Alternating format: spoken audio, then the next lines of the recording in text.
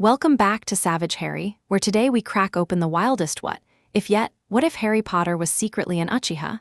If you're enjoying stories like this, hit that subscribe button and drop a like so more of these land in your feed. Grab a seat, get comfy, and let's begin. Chapter 1. The Red-Eyed Boy. The dream began the way it always did, which was to say it began with screaming. Harry Potter sat up in bed so fast his head rang, and for a dazed moment he couldn't remember where he was. His scar throbbed with a slow, insistent pulse, as if something behind it were knocking to be let out. The dormitory was dark. Ron was snoring with the commitment of a man deeply invested in the craft. Seamus muttered something about a Chudley Cannon's chaser in a voice that implied deep disappointment with the chaser's life choices. He pressed the heels of his hands into his eyes and tried to breathe. The images were already fading, which was typical and infuriating. A long stone corridor. A brazier throwing shadows that did not match the flame. A boy his own age with hair so black it drank the light, and eyes not green, not even gray, red. Red with 3 black commas turning. Fine, Harry muttered to no one. Brilliant, new nightmare, very inventive. He reached for his glasses and put them on, and the world resolved into dusty hangings and the faint silver shimmer of moonlight through the high dormitory window. He could hear the castle breathing around him, the click of a suit of armor settling somewhere down the corridor, the distant groan of a pipe, a single owl shouting its opinion at the sky. It was comforting in the way familiar discomforts often were. What wasn't comforting was the way his eyes felt. They felt hot. Not feverish, not quite. More like the sensation he'd had the time Hermione accidentally threw hot water at his face in their first year, during what she insisted was a perfectly safe polyjuice rehearsal, a kind of dry, prickling heat that lived behind the eyeballs and threatened to look out if he let it. Right, he whispered. Not sleeping then. He slid out of bed, moving with the practiced silence of a boy who had spent 4 years learning exactly which floorboards gossiped. He took the Marauder's map out of his trunk on pure instinct, because being awake at 3 in the morning without the Marauder's map was an opportunity wasted on a coward. He pulled his invisibility cloak over his shoulders. He crept past Ron, who now seemed to be arguing with his pillow about the offside rule, and into the common room. The fire had been reduced to a sulking heap of embers that glared at him like an old dog disturbed from a nap. Harry stared at it for a long moment. He had the oddest urge, just then, to see if he could make it dance. Not with a wand, just with the thought. He stood very still and imagined the embers lifting, curling, shaping themselves into the outline of a hound. He imagined the hound looking back at him with its mouth hanging open in a lazy, rude expression. For one impossible heartbeat, the fire moved. It was barely anything. A curl, a lick, a shape that suggested a muzzle before falling apart into nothing. If he'd blinked, he would have missed it. He didn't blink. He stared at the dying fire and felt a little sick. Okay, he said softly. Not that then. He drew the cloak tight around himself and left the common room. The portrait of the fat lady protested in a deeply betrayed mumble, but did not actually wake, which he decided counted as consent. The corridor outside was bone cold and entirely empty. He walked. He didn't have a plan. He wasn't heading anywhere. He simply needed the floor to move under his feet, because when it did, he could pretend that the strange heat behind his eyes was just the residue of a nightmare that was already forgetting itself. The corridors of Hogwarts at 3 in the morning had a particular character. They felt less like stone passages and more like the inside of a very old and very tired person who was finally allowed to rest. He reached the 7th floor and paced, not on purpose, or at least that was what he told himself, past the blank stretch of wall opposite the tapestry of Barnabas the Barmy. He wasn't thinking about a room. He was thinking about his eyes, which was probably why, on his 3rd pass, a door appeared anyway. Oh, said Harry and stopped. The door was plain. Oak, no handle he could see. A small circular seal had been carved into the wood at eye height, and the seal was so unfamiliar he almost missed it, because his brain tried to process it as a smudge. It was a fan. White and red, stylized with a curving base. He stared at it. The heat behind his eyes kicked up again, a sudden flare, and for a dizzying instant the door seemed to tilt under his gaze, the grain of the wood writing itself out in slow, deliberate lines he could almost read. The door opened for him.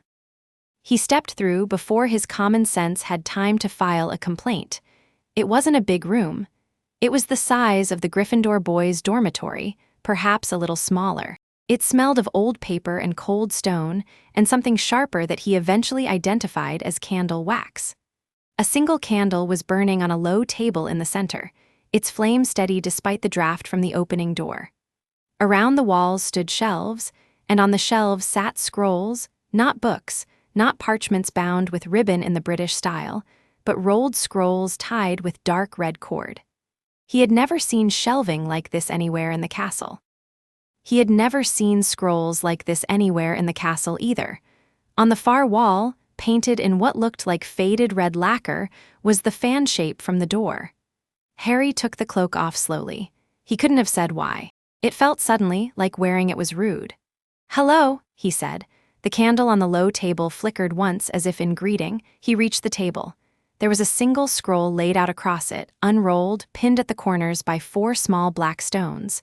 The paper was the color of strong tea, and the ink was a glossy black that caught the candlelight. The script on it was not English. It wasn't Latin.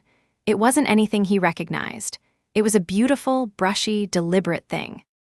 And yet, as he looked at it, the characters began to make a quiet kind of sense. Not translation, exactly. More like he could feel the rhythm of what they meant. There were 3 parts. The first was a warning. The second was an instruction. The third was a name, the name caught in his chest like a splinter. UCHIHA. He didn't say it out loud. He couldn't, somehow. But it lived in the middle of his thoughts now, written in those same brush strokes, heavy and hot. Behind him, someone cleared their throat. Harry whipped around, wand out, heart hammering. The wand sent a spray of red sparks into the air because his hand had forgotten it wasn't supposed to be doing that. The sparks fizzed and died against the candle's calm glow. "Don't point that at me," said Hermione mildly. "I've had a very long day." She was standing in the doorway in her tartan dressing gown, arms folded, eyebrows arranged in the specific geometric formation that meant she had caught him and was deciding whether to use the information immediately or save it for later. Her hair was enormous. Her slippers did not match. "How did you?" he began. "I followed you. You've been pacing for an hour and talking to yourself. It's Tuesday, Harry. I've got arithmancy at 8. I came to drag you back to bed before you hexed a portrait." "I wasn't going to hex a portrait. You were going to hex a portrait." She stepped into the room, and her eyebrows did another thing, this one less military and more curious. "Oh." He watched her take in the shelves, the candle, the scroll. He watched her take in the fan on the wall. She was frowning. "This isn't a regular room of requirement," she said. "No, number the room gives you what you want. This has been here." She ran a finger along the edge of a shelf and rubbed dust between her fingers. "There's old magic in here, Harry, layered, like something was put under the room of requirement, something the room is sort of renting." "I wasn't thinking of a room," he said. "I know you weren't. You were thinking of your eyes." He looked at her sharply. "I didn't say. You were rubbing them all the way up here. Ron had an eye rash once. I know what it looks like. Harry." She lowered her voice. "What's going on?" He didn't want to tell her. He could feel the candle flicker at the edge of his vision, and he had the absurd, dreadful sense that if he told her, something in this room would hear. He told her anyway because she was Hermione, and keeping things from her was a crime that always collected interest. He told her about the dreams. Not the scar dreams, those she already knew about, but the new ones.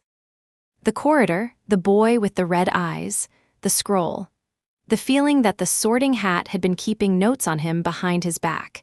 He told her about the fire, just now, moving. He told her about the fan on the door.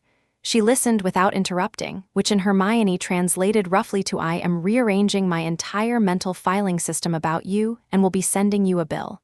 "Harry," she said carefully when he was done, "I want to say something and I need you not to do the thing you do." "What thing do I do?" "The thing where you assume I'm going to tell you it's nothing and you're fine. I don't do that." "You do that constantly. I have a chart." She took a slow breath. "Your eyes are different," he blinked. "What?" "Look at me, don't look away." He looked at her. She looked at him. She was not, he noticed, breathing in quite a steady way. Your pupils, she said very quietly. They're not round anymore. He stared. His reflection was not available, but he could see the candle flame in her eyes, tiny and steady, and he could see his own reflection in hers, or he thought he could. His eyes looked wrong even from this distance. Oh, said Harry, which was the only word available. Harry, they've got something in them. There's a little shape in them, a comma, one comma in each eye, like I don't know what it's like. It looks like calligraphy. Is it red? It's red, Harry. He sat down abruptly on the floor. Hermione sat down with him, because Hermione had learned sometime around second year that Harry doing something unexpectedly had to be answered with calm proximity, or he would spiral. She took his hand. Her hand was cold. It stopped hurting, he said after a moment. What did? My eyes, they were hot. They're not now, it's like they're done. Done with what? Becoming something. They sat there in the small round room under the room of requirement, under Hogwarts, under the slow, uncaring turning of the world, and they did not speak for a long time. The candle did not go out. Eventually, Hermione squeezed his hand. We're going to figure this out, she said. Yeah, and we're going to figure it out quietly. Because Umbridge is new, and Umbridge is watching you, and if Umbridge gets a whiff that you're doing, she gestured vaguely at the fan on the wall, whatever this is, she will eat you. Eat me? Figuratively, Harry, mostly. He laughed. It startled him. It startled her too. They both looked at each other and then, as if on cue, they laughed properly, which was a small, shaky, grateful sound in a room that had been waiting for a very long time for somebody to laugh in it. The next morning, sunlight did its obligatory best through the high windows of the Great Hall. It failed mostly. Dolar's Umbridge had a way of flattening sunlight. She was sitting at the staff table in a pink cardigan that suggested, unconvincingly, that she was someone's kindly aunt. Her eyes were small and very, very awake. Harry kept his head down over his porridge. Stop looking at her, Hermione murmured. You look like you want to fight her. I do want to fight her. I know, but your eyes, Harry. He dropped his gaze back to his bowl. He had woken up that morning with, as far as he could tell, perfectly ordinary green eyes. The heat was gone. The comma shape was gone. He had spent 10 minutes staring into the bathroom mirror before Seamus had shuffled in and asked him politely to stop looking at himself because it was depressing them both. But he had felt different.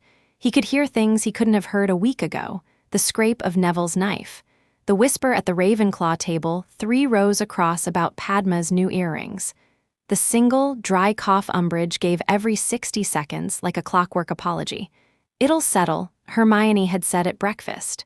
Probably. Probably? It's my first day dealing with this, Harry. Give me a week. Ron dropped heavily into the seat beside them with the exhausted grace of a man who had been awake for approximately 45 seconds. What's he got? He looks like he's got something. He peered at Harry. Is it a rash? If it's a rash, don't tell me at breakfast. It's not a rash, said Hermione. Good, I'm eating. Harry glanced at Ron and felt the stab of guilt that always came when there was a secret Hermione got to carry first.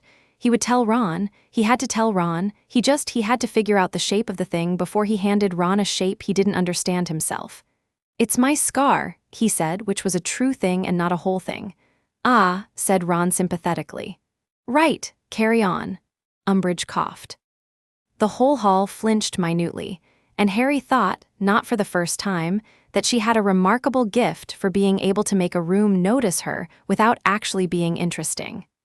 Attention, students.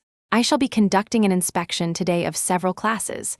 I do hope you will extend our instructors the courtesy they deserve. She smiled. It was a terrible smile.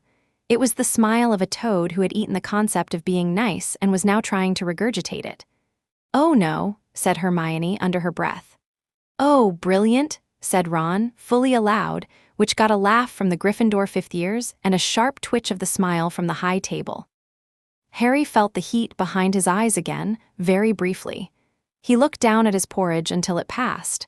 Occlumency lessons had been in existence for approximately 3 hours when Harry decided that they were a form of education designed specifically to make him regret being a person. Snape's office had the permanent atmosphere of a pickle that had been made to feel bad about itself. Bottles hissed. Something in a jar watched him move with an attention he found rude. Clear your mind, Potter. I'm trying. Try harder, or failing that, try quieter. I can hear you thinking about it." Harry set his teeth and did his best to think about nothing. He pictured a blackboard. He then thought about the blackboard for long enough that it acquired graffiti. He erased the graffiti. He thought about Quidditch. He thought about Cho. He shoved the thought of Cho away very fast because whatever Snape was going to see, it was not going to be that. "Legilimens," said Snape. The room went away. Harry was 5 and he was in the cupboard, and Dudley was laughing on the other side of the door. Then he was 11 and Hagrid was saying, "You're a wizard, awry," and the door of the hut was splintering, and then he was 12 and the basilisk was coming and the basilisk was coming and the Potter. He surfaced with a jolt. He was on his knees. His ears were ringing. His vision was off somehow, the edges of the room gone too sharp, as if someone had traced them in ink while he wasn't looking. Snape was very still. His wand was still raised. He was not looking at Harry as if Harry had failed, which was the first thing Harry noticed, because Snape looked at him as if he had failed as a default state. He was looking at Harry as if Harry had done something unexpected. "Get up," said Snape, in a voice that was entirely too calm. Harry got up. He felt, as he did, something in his chest unfurl. The heat behind his eyes was there again, but it was different this time, less itch and more temperature. His vision was so sharp that the dust motes in the air were tiny slow planets. "Again," said Snape. "Sir, again, Potter, now. Legilimens." This time Harry did not fall. This time, when Snape's mind reached forward, Harry saw it coming. It had a shape. It had a color, not a real color, not one he could have described to Hermione, but a thing that lived in the corner of the sight behind his eyes. He saw the push of it, and without thinking, without deciding to, he reached out and grasped it, like catching a rope. Snape went entirely still. For 3 seconds, perhaps less, they stood locked together, and Harry saw things that were not his. A child in a ragged coat at the edge of a river. A girl with red hair laughing with her head thrown back. A dark-haired boy turning away from a window, his face wet. Fragments, a patchwork of pain.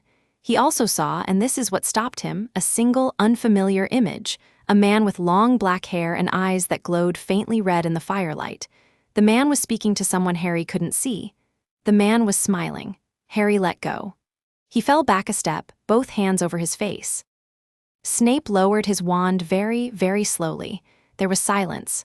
"Potter," said Snape eventually, in a voice that had nothing in it, "remove your hands. Remove your hands." Harry lowered them. Snape looked at him for a long, long moment. His face was a mask. His eyes were flat as slate. But there was something happening at the corners of his mouth, something that was not quite a word, something that might have been shock kept under iron.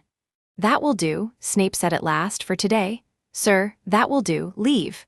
"Sir, what did I leave, Potter?" And then, almost gently, almost like a threat dressed as kindness, "And do not speak to anyone about this lesson, not one soul." "Do you understand me?" Harry nodded dumbly. "Say it. I understand." "Good, go," he went. At the door he paused for just a half-beat, and when he looked back Snape was standing behind the desk with his hands flat on the wood and his head bowed. He did not move. He did not look up. He was a figure carved from something that had decided, long ago, never to break where anyone could see. Harry had the odd, unwanted thought that Snape, just then, looked tired in the way people look tired when they have been waiting for a specific piece of bad news for a long time and have finally received it. Then Snape's head jerked up and his glare pinned Harry to the door frame, and Harry remembered that some tired people fed on eye contact, and he fled. Outside Snape's office, in the cold of the dungeon corridor, Harry leaned his shoulder blades against the stones and stared straight up into the vault of the ceiling, and he breathed. The heat behind his eyes went out, slowly, like a lamp being turned down. He walked away without running, because he was trying very hard to pretend to be a normal boy. He nearly managed. Dolores Umbridge's first inspection of Professor Snape was scheduled, unfortunately for her, for the following day. She swept into the dungeons in a cloud of rose perfume and self-regard, carrying a clipboard and a smile that had been rehearsed in a mirror. The fifth-year potions class stood around their cauldrons and pretended not to look at her while looking at her. Harry stood at his cauldron next to Ron and Hermione. His hands were not shaking. He was proud of that. Last night after leaving Snape's office, he had gone to the common room and sat on the floor in front of the fire until Ron had poked him gently with a foot and asked whether he was possessed again because Ron, in fairness, kept a mental list. Not possessed, Harry had said to the ceiling. Good, just developing. Oh no, Ron had said, in the voice of a man watching a situation get worse. Right, well, bed. He hadn't slept. He'd lain in bed with the shape of Snape's expression in his mind, the shape of the face on the man with the red glowing eyes.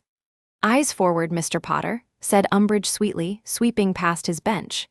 Yes, Professor, Harry said without inflection, which was a small, deliberate act of sabotage.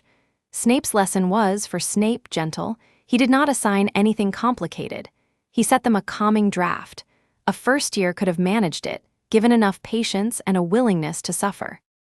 The thing Harry was most struck by was that Snape did not look at him at all. Not once. It was so pointed that Hermione noticed and stepped on Harry's foot twice to tell him she noticed. Umbridge noticed too. Umbridge noticed everything. Umbridge was nodding slowly, making little ticks on her clipboard, and something about the way her quill moved reminded Harry unpleasantly of the enchanted quill that had carved words into the back of his hand last week. I must not tell lies. Harry stirred his cauldron at exactly the rate the textbook required. He did not look up. He could feel Umbridge's attention on the back of his neck like a small, wet tongue. He thought, very deliberately, about pleasant things. He thought about the time Fred and George had levitated a Christmas pudding into the rafters of the Great Hall and pretended it was an early Patronus. He thought about Hagrid weeping over a basket of blast-ended scroots. He thought about anything that could be safely thought. He did not think about scrolls. He did not think about red eyes. He did not think about the way, this morning, when he had splashed cold water on his face in the dormitory bathroom, the bathwater in the basin had momentarily, impossibly, steamed. A very pleasant lesson, Professor Snape, Umbridge said sweetly, walking past Harry's bench. The smell of her perfume, sweet and chemical, made his eyes water. Such discipline, such control, one does so admire control. Her quill made a small dry tick on her clipboard. Snape did not look at her. Snape did not so much as blink. Snape said, in a voice as flat as a slab, "You are kind, Madam Inspector." Halfway through the lesson, Umbridge left the room. This was abnormal. Teachers being inspected did not usually leave the room. Harry watched the door close behind her with a slow, crawling unease. "Where's she off to?" Ron whispered. "No idea," Hermione whispered back, "but I don't like it." Harry kept his head down.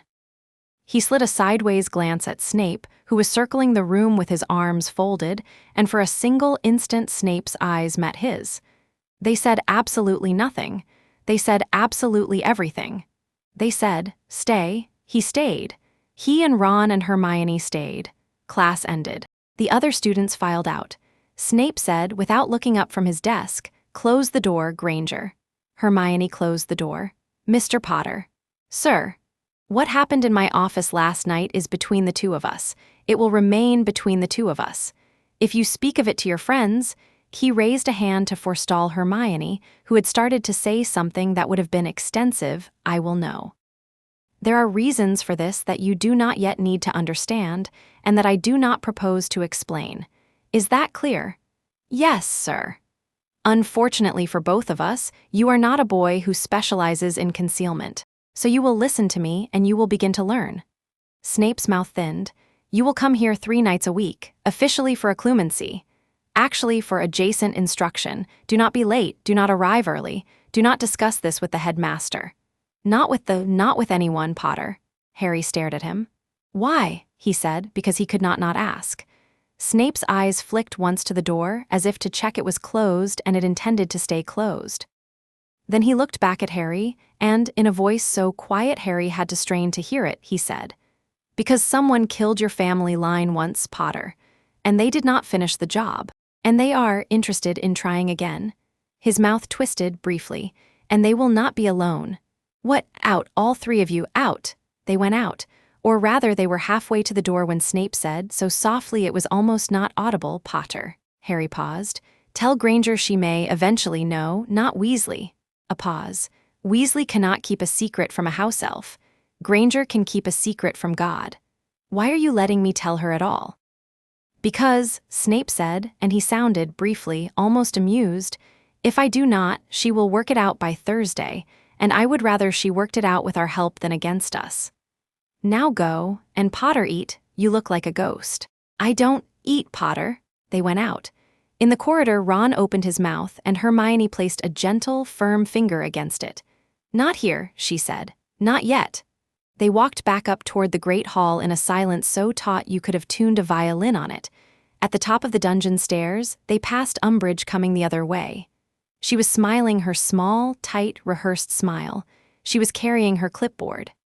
She was not carrying anything else visible, but Harry's new, strange, too sharp eyes caught, just for a moment, the shape in the pocket of her cardigan. A small glass phial, half full, with a single strand of hair inside it, curling like a comma. The comma was black. Harry kept walking, his hand in his robe pocket wrapped around his wand. Hermione, he murmured without moving his mouth. Tonight, room of requirement, all three of us, I'll tell Ron. Yes, Hermione murmured back without moving hers.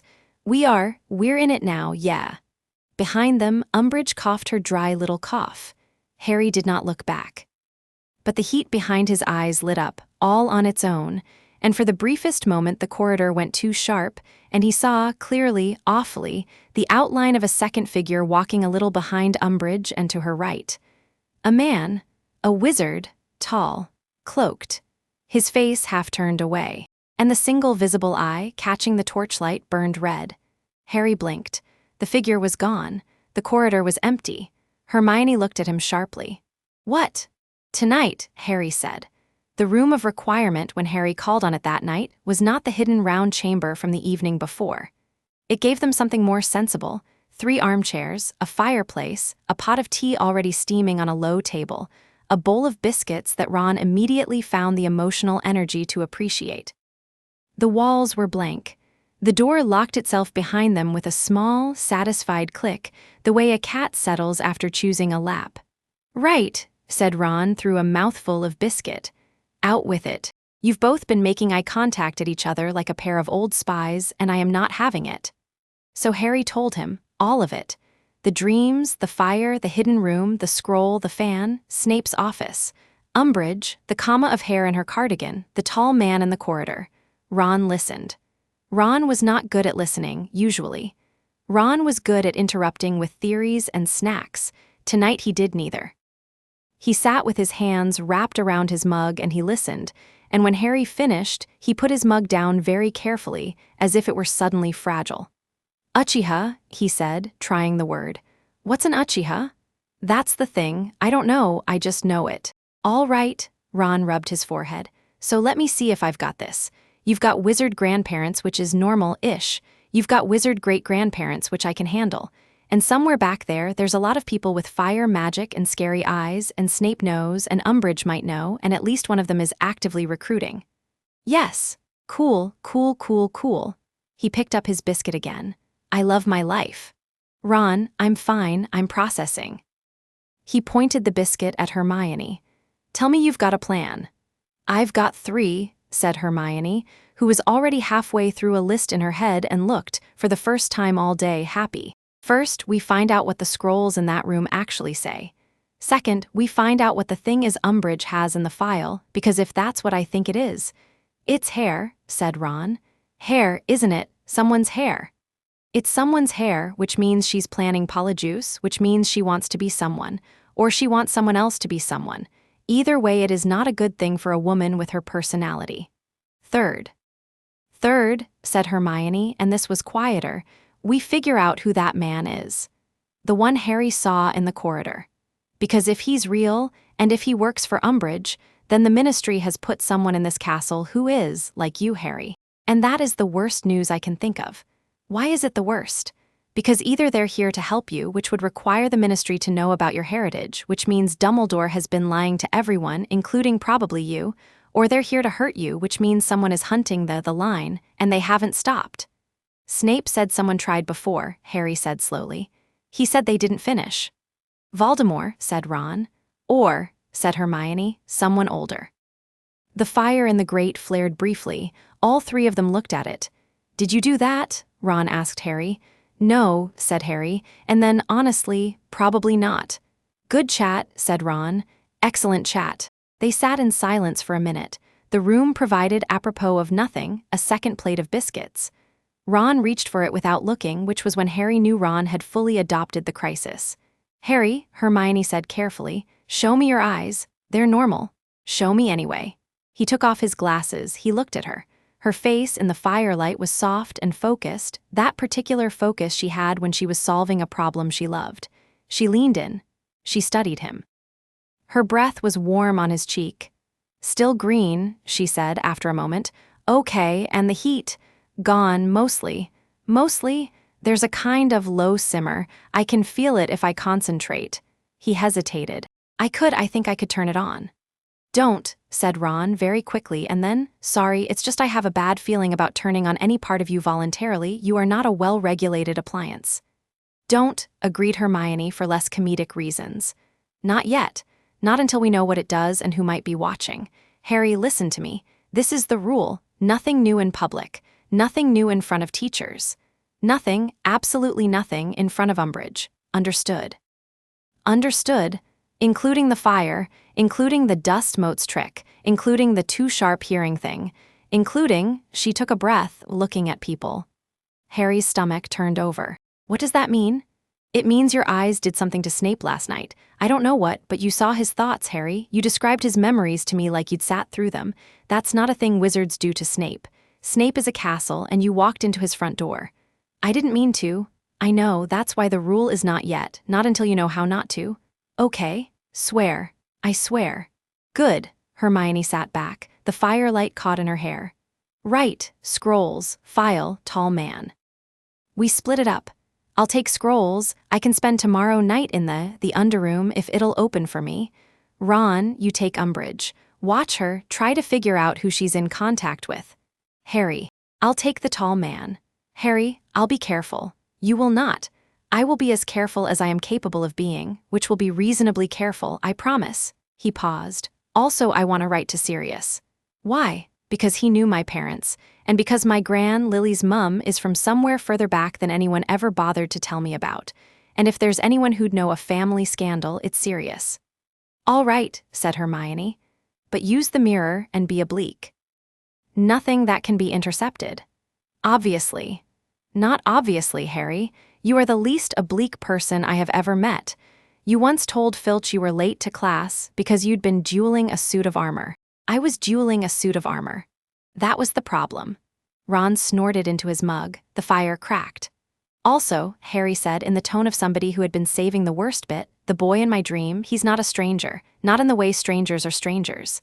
Hermione stilled. What do you mean? I mean, I've been dreaming him for weeks, maybe longer. I thought they were Voldemort dreams. They weren't. My scar wasn't hurting. It was quiet. And the boy looks at me like he knows me. He has the fan on his collar. Same as the door, same as the wall. An ancestor, Hermione said, slowly working it through. A memory, something stored in what, in you, Harry, in your blood? Maybe. Or maybe he's real.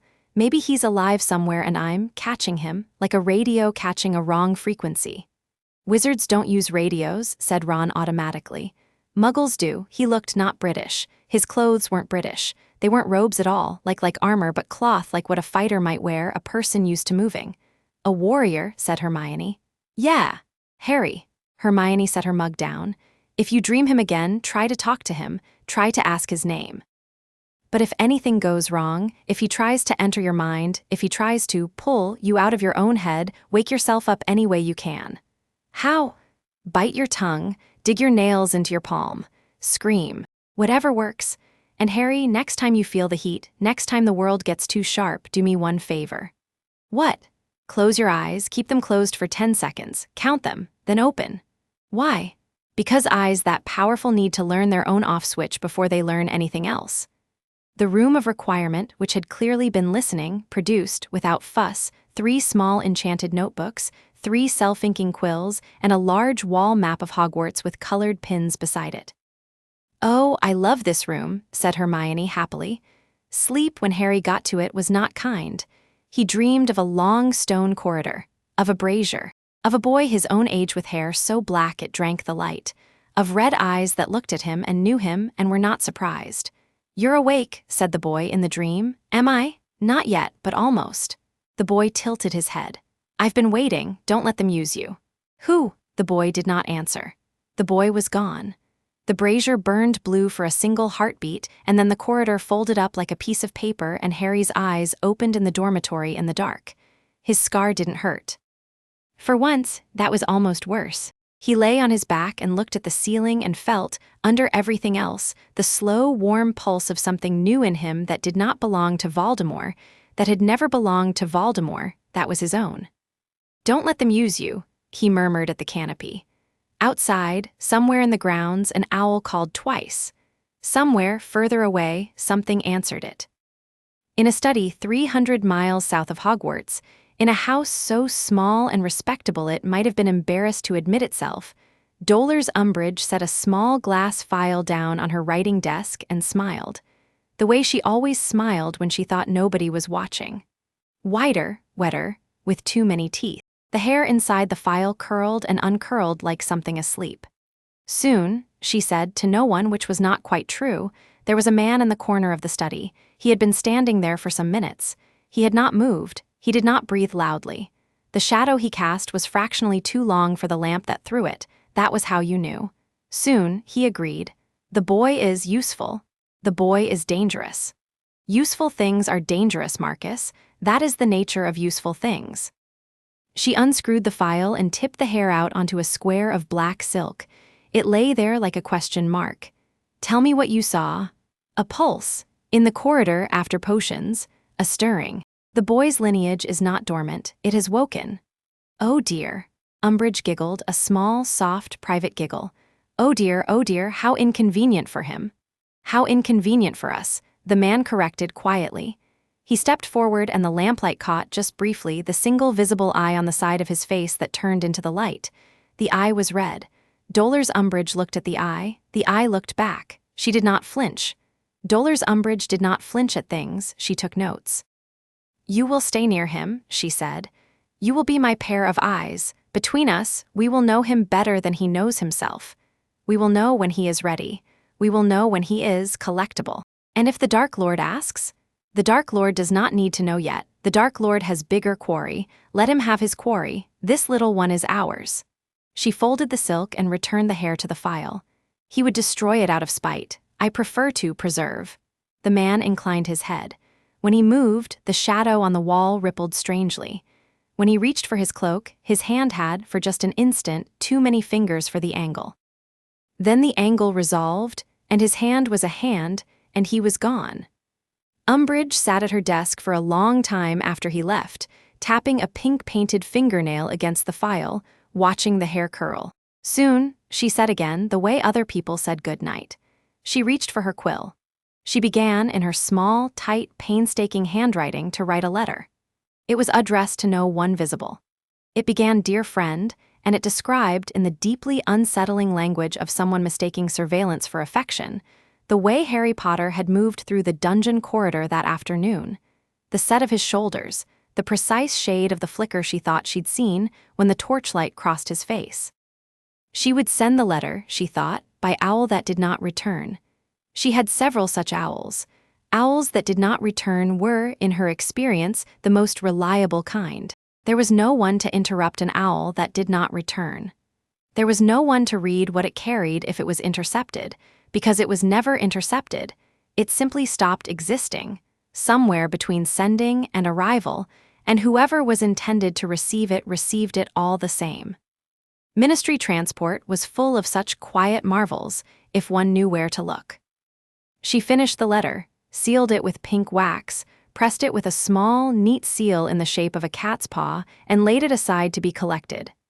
Then, because pink wax had smudged the side of her thumb, she licked her thumb clean and she smiled. Far away, in a castle where a boy was just surfacing from a dream of red eyes in a stone corridor, a candle in a hidden round room lit itself with no hand to light it. It flickered once, as if in greeting, and settled to burn. Chapter 1 end. Chapter 2. The mirror of flame Sirius answered the two-way mirror at a terrible hour, because Sirius could not be relied upon to answer it at a sensible one. "Harry," he said blearily, a cloud of black hair descending across his face, a gray cat grooming itself on his shoulder with the air of a creature with considered opinions about its current accommodation. "Mate, it's 4 in the morning." "Sorry, I'm not awake." "I can see you're not awake, Sirius. It's just I can't do this in the common room and I can't do it at breakfast and I've been trying to get a window for 3 days and, Harry." Sirius's face came into focus. His eyes sharpened. The cat was shooed off. "Are you all right?"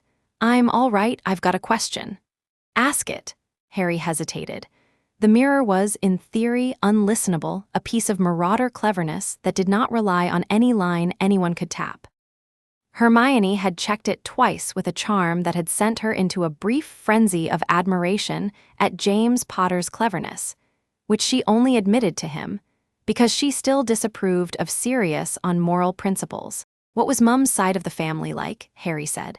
"Oh," said Sirius, which was not a word but a verdict. "Oh what?" "Oh, I wondered when we were getting there." Sirius sat up in bed. He was not, Harry noted, wearing a shirt. He was also not, Harry noted with slightly greater alarm, wearing pajamas of any kind. "Let me put the kettle on. This is going to be a conversation. Don't hang up." "I'm not hanging up." "Don't. Mirror's a bad invention for hanging up." Sirius vanished. Harry heard, from inside the mirror, the distant rattle of a kettle, a muttered argument with Creature, the clatter of a mug. Eventually Sirius reappeared in a dressing gown, which was an improvement. He sipped tea. He looked at Harry. "All right," he said. "How much do you know?" "Almost nothing. I know there's something. That's why I'm asking." "Lily's gran was not English," Sirius said.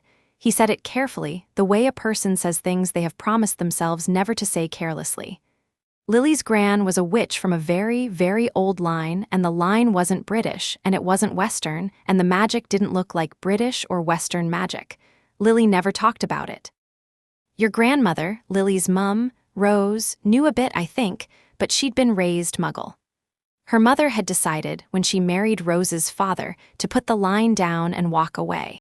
Except lines like that don't go down, they sleep, and they wake up when they feel like it." "What was the line?" Sirius set his mug down. "UCHIHA." Harry did not, as he had thought he would, flinch. He had known since the scroll. Hearing it out of another mouth made it heavier, older, more solid. "Tell me," he said. "Harry, I am not the right person to. You are the person I have, please." Sirius sighed. "They're not a European clan." "They are, a family of what, if I'm using Western terms and badly, you would call shinobi. Warrior mages. Before and beside, and under the wizarding world that the ministries catalog. There are clans like them across the world, and the UCHIHA are one of the older and more dangerous. They have magic in their eyes. Fire magic, mostly insight magic. There are techniques, names, a thing called the Sharingan, which is how they're recognized and how they're hunted. The eye activates, and when it does, the wizard who carries it sees too much. Yeah, and burns hot." Sirius's mouth twitched. "Your mother knew a little, your father knew less." James was a man who, if you told him his wife had secret warrior eyes, would have asked if they'd do his hair at the wedding. "I told your mum once that Lily's family tree was a funny shape, and she said she'd noticed, and she said she'd rather not pull on any of the threads because she had a son to raise and she didn't want the son to be pulled on either. So we let it alone." "Mum knew." "Your mum knew that she didn't want to know more, Harry, which is a different kind of knowing. She had the intelligence to walk away from it." "I'm sorry." "Why are you sorry?" "Because I think you don't get to walk away from it. Do you?" Number Sirius's eyes softened. "How are your eyes, Harry?" "Green most of the time, and when they're not, red with 1 comma sometimes." "Oh, pup." "Yeah, I'm coming." "No, Sirius, you are absolutely not coming. Not physically. I'm not useful to you physically. I'll be a Grim on a ministry poster inside 3 hours. Listen to me, Harry. In the Black Family Library, yes, we have a Black Family Library. Yes, I know, I hate it too. It's full of books that try to bite. There's a section that no Black ever read because the Blacks thought they were too good for it. Non-European magics, they called it. Big fat books. One of them is about exactly what you're going through. I'll find it. I'll send it with Buckbeak's dinner. The book will fit down the owl post. What's it called?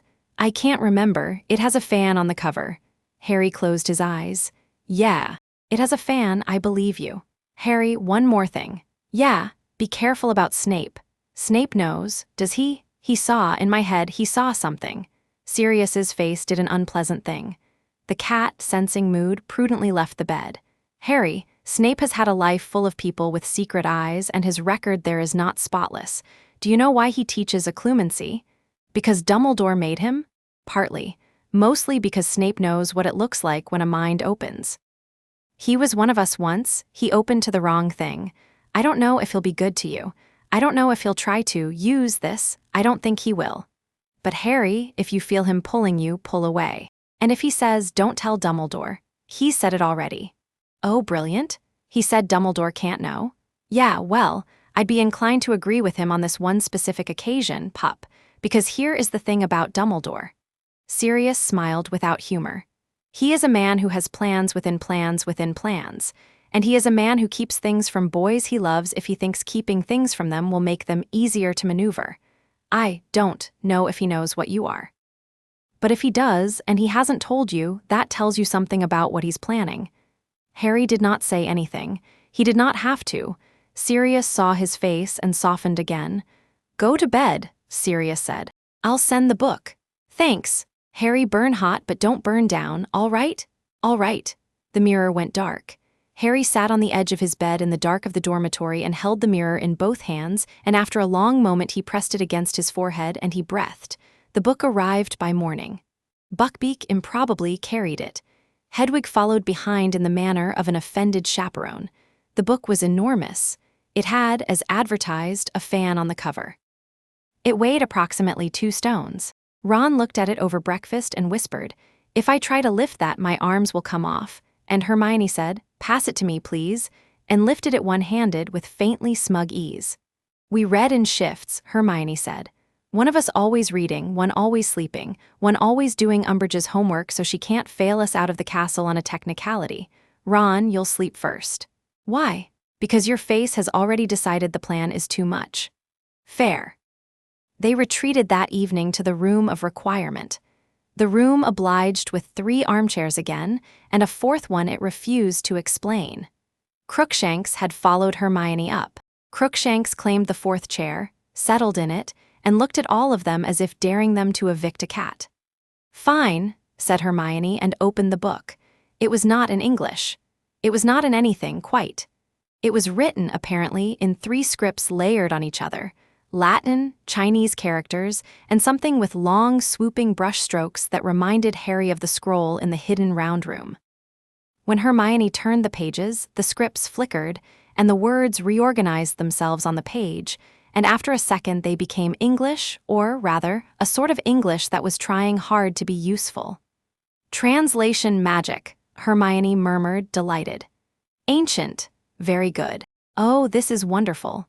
"This is a dangerous book, isn't it, Hermione?" said Ron. "This is a book that wants us to read it." "Yes, but it doesn't want to eat us. It's a teacher, not a predator. Quiet," she read.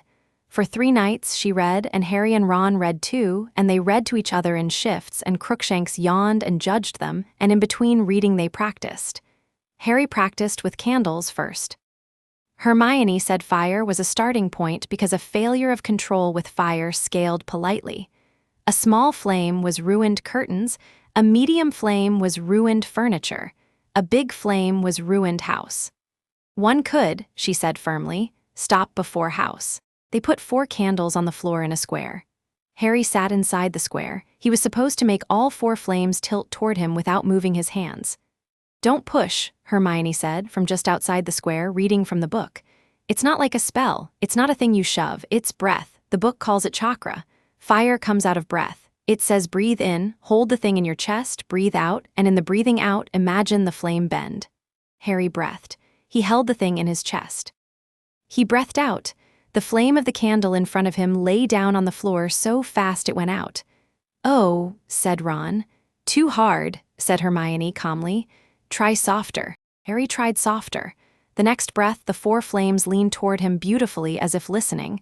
They flickered in place. They did not go out. "Better," said Hermione. Said Harry, and his eyes were, he could feel it, hot and very red. "Close them 10 seconds, Hermione reminded him. He closed them. 10, he opened them. The heat receded. The flames stood straight again, politely. Crookshanks, who had been watching, grunted approvingly. Good, said Hermione. Again and again and again. Neville walked into the room of requirement by accident on the 5th night. He said later, repeatedly, that he hadn't known. He had been on the 7th floor looking for Trevor, his toad, who had gone adventuring. Trevor, incidentally, had the sort of destiny that kept leading him into rooms where things were happening that Trevor was not equipped to process. Trevor walked in, this time before Neville did, because Trevor did not open doors, he waited for doors to open. Harry, at that exact moment, had a ribbon of flame coiled around his forearm, running in a lazy helix from his wrist to his elbow. It was the size of a cat's tail. It was a very controlled, lovely, pretty thing. It was the first properly shaped jutsu he had ever produced. It had taken him 6 tries. Hermione had actually said, "Oh, Harry, look at that," in the voice of a woman watching a cake rise perfectly. The door opened. The flame jumped. Harry's reflexes were, to be generous, Quidditch grade. He snapped his hand away from his own face, and the ribbon of flame went sideways, flinging itself toward the far wall like a panicked snake. Hermione yelled something wordless. Ron threw a jug of water in a perfect, unthinking arc. Crookshanks hissed. The flame splashed against the wall, which became briefly very interested in burning, and then went out. Neville was in the doorway with his mouth open. "Oh," said Neville. "Oh no," said Ron. "Oh, Neville," said Hermione helplessly. Harry, his arm tingling with sudden coldness where the ribbon had been, said nothing, because his mind was doing 3 things at once: panicking, trying to shut off his eyes, which he could feel were openly red, and arranging the features of his face into something that did not look like he had just been practicing forbidden fire magic. He managed approximately one of these. Neville stared at him. Neville had been staring at Harry for years with a variety of expressions, and Harry could read most of them.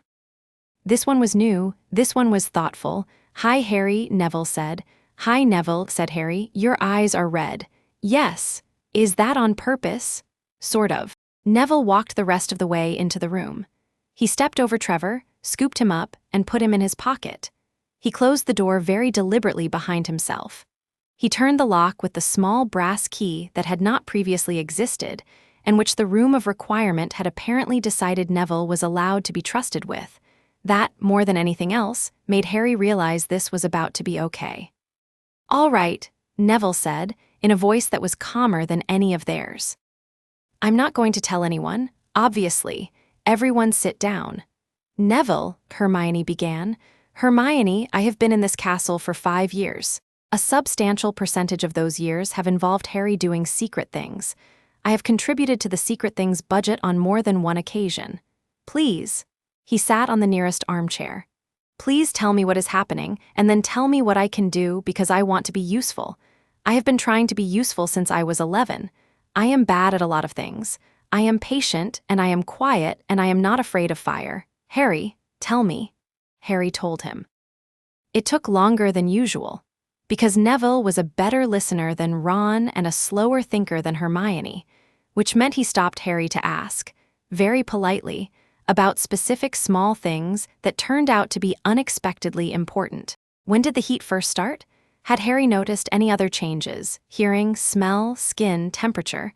Did Hermione have the feeling that the room of requirement was cooperating more than usual? Did anyone know if the book could be smelled by house elves? The book, it turned out, could be. Crookshanks demonstrated by sniffing it for the audience and sneezing with dignity. "All right," Neville said when Harry was done. "All right. So the big issues are: 1, you need a place to practice where Umbridge can't detect it. 2, you need to not get caught. 3, you need to stop looking like you've been practicing, because, Harry, you look like you have not slept in a week. 4, he hesitated. 4, you need to learn fast, right, because whoever the man in the corridor is, he's not going to wait. Right. All right. I can help with 1, 2, and 3. I can't help with 4, I can't do fire magic. But Gran keeps telling me to stand straighter and pay more attention, and honestly, Harry, I'm good at paying attention, so I'll help you look not tired. I'll help you look like you're doing herbology. I'm doing herbology anyway. We'll co-parent a story." "Neville," said Hermione, her eyes bright, "you are the best of us." "I am not," said Neville, startled. "I am the 3rd best at herbology." "Neville." All right, let's keep going. Harry, do the fire thing again. I want to see it when I know what it is. Harry did the fire thing again. The ribbon of flame curled around his forearm. Neville watched it with the same quiet focus Harry had seen him use on a Mimbulus Mimbletonia. When Harry let the fire die, Neville nodded. Beautiful, he said. Don't let anyone tell you that's not beautiful. Harry smiled. For the first time in a week, he smiled the proper way. 2 nights later, the room of requirement showed Harry something new. He had come in alone. Hermione had an essay due. Ron was doing keeper practice. Neville was with Professor Sprout. Harry had wanted a single hour of quiet in which to read and to practice, and the room had politely provided. It had provided more than that. The armchair was where he'd left it. The rug was where he'd left it. But on the far wall was a mirror. It was tall. Its frame was wood so black it was almost blue, and carved along the top of the frame was the UCHIHA fan. Harry stood in front of it, frowning. I didn't ask for you, he said. The mirror ignored him. Mirrors, in Harry's experience, generally did. He looked into it. His reflection looked back. His eyes were green. He willed them red, carefully, slowly, with 2 long breaths, and the 1 tomo comma faded into being in each pupil. He studied the effect. He had seen his eyes red before, briefly, in a bathroom mirror. He had never had time to sit with it. It was beautiful. It was also frightening. The pupils were not quite pupils anymore. They were small, meticulous, living things. The red was the color of a particular kind of ember Hagrid once kept in a brazier for an emergency purpose that Harry had never worked out. Harry tilted his head. The commas tracked his gaze. Hello, he said to the eyes in the mirror. The eyes in the mirror said, Hello, Harry. He did not move. He did not breathe. The mirror's Harry smiled, and it was not Harry's smile. It was the smile of a stranger who knew him well. The mirror's Harry, who was, now that he looked properly, fractionally taller than Harry, stepped forward in the mirror, which was impossible. Stepped forward again. His reflection reached the inside surface of the glass and did not stop. The glass shivered. He stepped out of the mirror the way a man steps out of a shower, and the glass rippled and settled behind him. He was the boy from the dream. He was Harry's age. He had Harry's face, or most of it. The jaw was the same, the mouth was the same, the cheekbones were the same. The hair was the same untamable dark. But his eyes were red, 3 tomos spinning slowly in each, and the back of his black shirt bore the fan. He inclined his head to Harry with the small, mannered politeness of a person from a different century. I am sorry to come through, he said. There was no other way. Harry, for lack of another idea, drew his wand. The boy did not reach for any weapon. The boy said mildly, I cannot be wanded away. I am a memory. If you strike me, I will reform. Please put the wand down, Harry, because you are wasting what little time we have. Harry did not put the wand down. Who are you? He said. A cousin. Very distant. A piece of the house you come from. The blood keeps little mirrors of its own. When it finds one of us strong enough, it looks back. I am looking back. What's your name? Shin. Shin what? Shin Uchiha. The boy's mouth twitched. It is not a famous name. Our names rarely survive. I was a boy who died at your age in a war your history has not recorded. I am here because you will need me. For what? Shin looked at him soberly. You have until midsummer, he said. After midsummer, there is a man who will come for you. You have met him. He has been close enough to scent you. He is one of us, or almost one of us. He has the eye but not the soul. He will not kill you. He will take you. He has been told to take you. He has been told other things also that he has not understood. I want to teach you enough to refuse him. You want to teach me? Yes. Through the mirror. Through the mirror, through the dreams, through small moments of your day when you are quiet. I can only reach a person whose blood is fully awake. Yours is fully awake. You woke it yourself. You are faster than most of us. What about what's coming to Hogwarts? What about Umbridge? Shin's face soured. The pink lady, I know her. I have watched her through your eyes. She is a small person with a large appetite. She is the servant of something else. She is not herself interesting. Is she one of us? She works with one of us. She thinks she owns him. She does not. He is patient. He will outlive her. You will not. Shin's gaze sharpened. But neither will you die easily, Harry. That is what I want to make sure of. Will you let me teach you? Harry stared at him. The heat behind his eyes was not uncomfortable now. It was like a fire on a cold night. It was like a hearth. "Yes," he said. "Then put the wand down." He put the wand down. Shin smiled. It was a small, tired, brotherly smile. "Good," he said. "We begin. Sit down, breathe, and listen." In a cellar beneath a narrow house in a narrow street in a part of London that was not exactly on any map, a man named Marcus Avery, 29 years old, a pure-blood nobody, had paid particular attention to before this year. A distant relative of the Averys the ministry had records on, but not the Averys anyone would have thought to check, stood in front of a silvered looking-glass and opened his left eye. His right eye remained brown. His left eye did not. 3 Tomo spun slowly in a field of red, and Marcus Avery, whose mother had drunk herself dead when he was 9, whose father had been killed in Azkaban before he was 20, whose aunt on his mother's side had never given anyone her real name and had vanished the morning after his 10th birthday, stared at this eye in the mirror and smiled at it wetly. "Hello," he said. The eye said nothing. "I know you," he said. The eye said nothing, because eyes do not speak.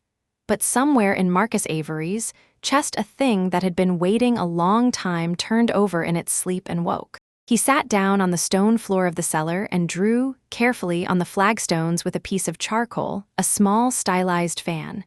He sat inside it. He meditated. When he came up, an hour later, he was able, with effort, to hold a flame the size of a walnut above his palm for a count of 12. It was not much. It was a beginning. His mistress wanted the boy alive. His mistress would have the boy alive, because Marcus was a careful, patient, obedient man, and a careful, patient, obedient man could always improve. The boy would come quietly, or the boy would come unwillingly. Either way, the boy would come. And then, Marcus thought, watching the flame die between his fingers, he and the boy would have a conversation. The boy did not know what he was. Marcus would teach him. And then Marcus, who had been nobody for 29 years, would be the first of a new clan. A man with a clan around him, a man with a little apprentice at his side, a man no one overlooked ever again. He smiled at the thought. His left eye smiled with him. 3 Tomo spun. Somewhere far north, in a mirror in a hidden room in a school that had never paid careful attention to its own basements, a boy sat cross-legged in front of a boy who was not quite there, and the boy who was not quite there said, in a voice more serious than any boy his age should have had to use, "The first jutsu you learn, Harry, will be a small one.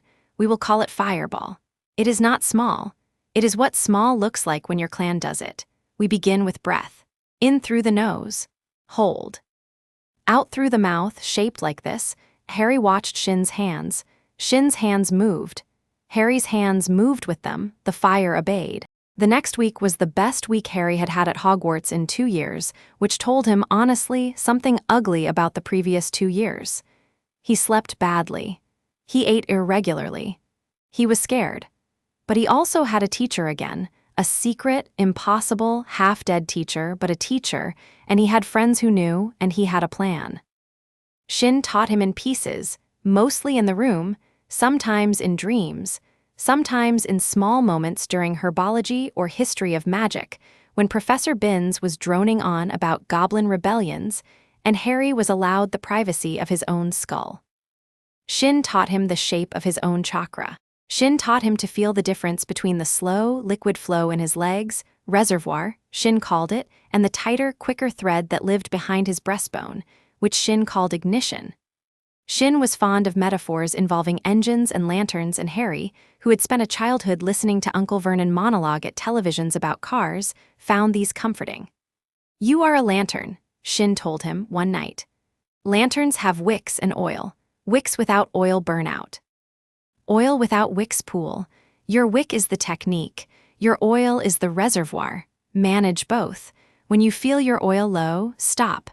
Do not ever light a technique from an empty reservoir. That is how our people die young when they die young.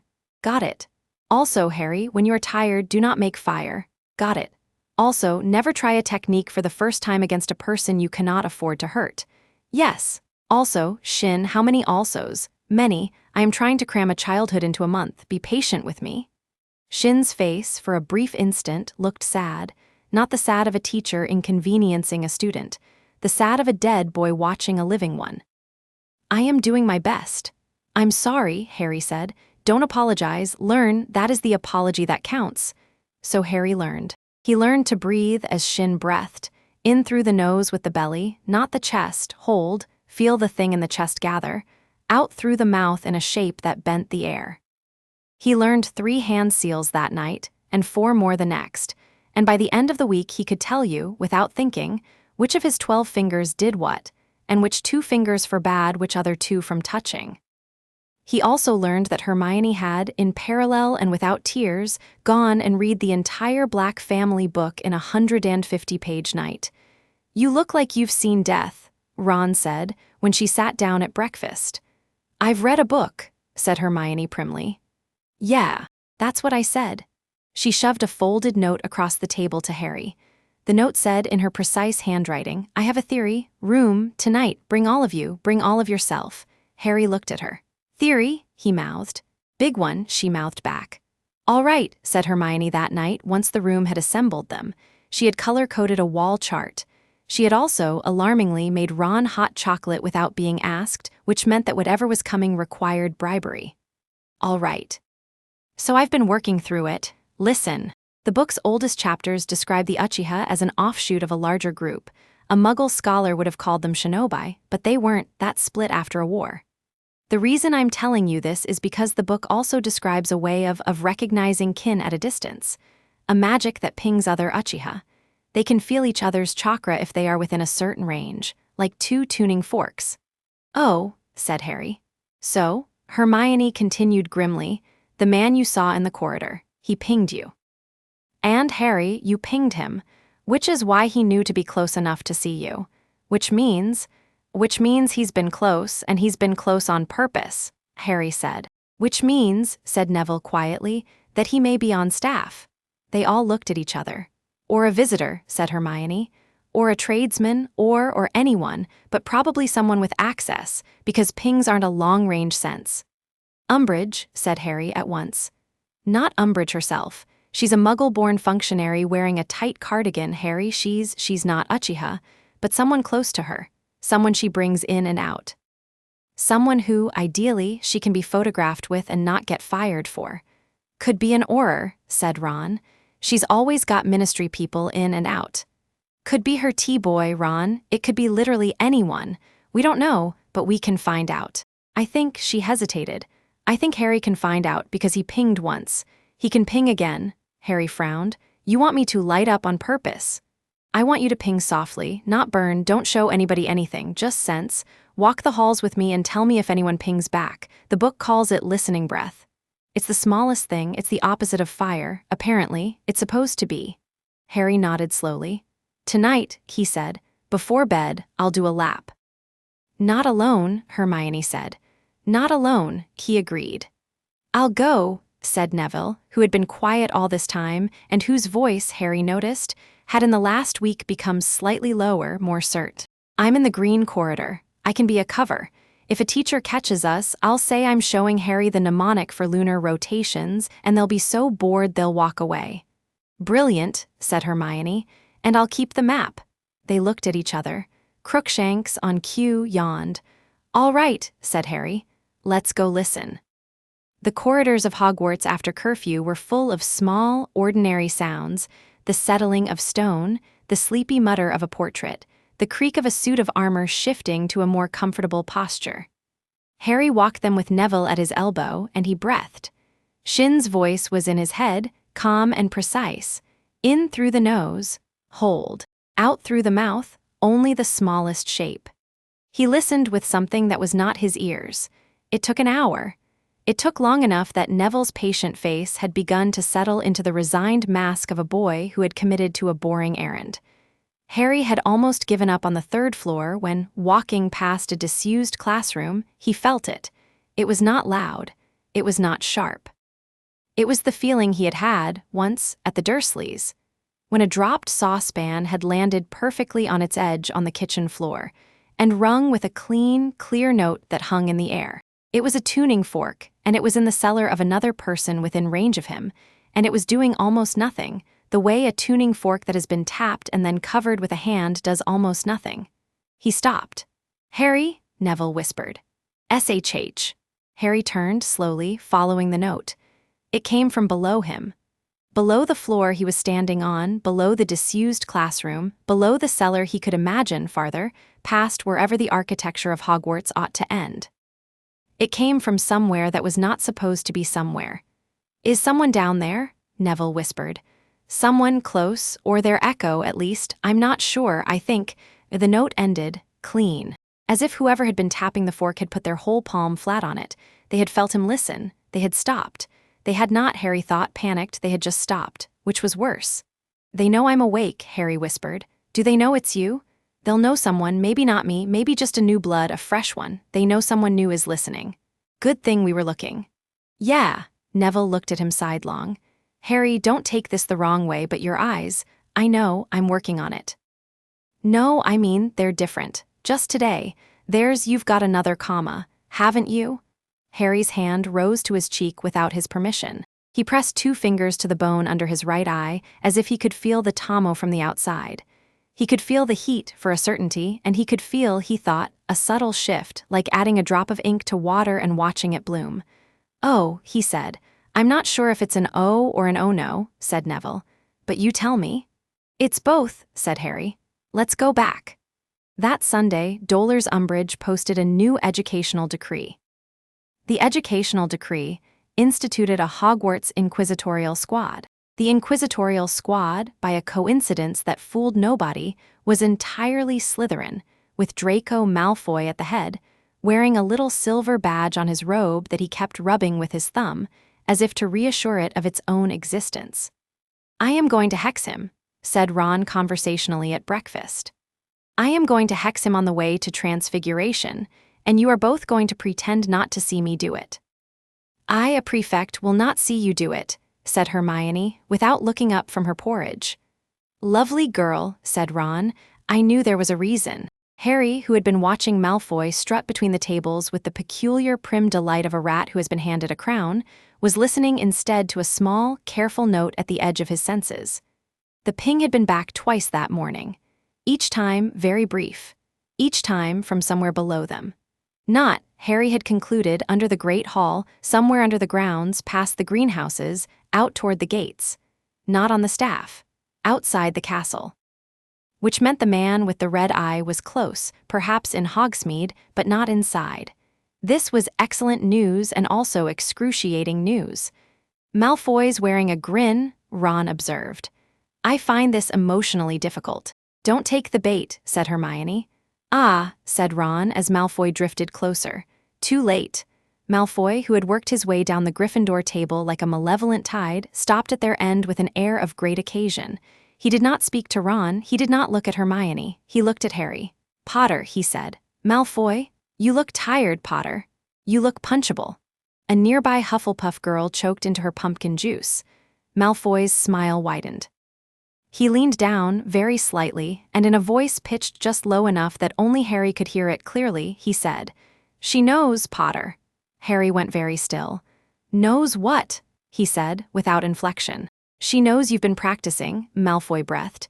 "She doesn't know yet what, but she knows.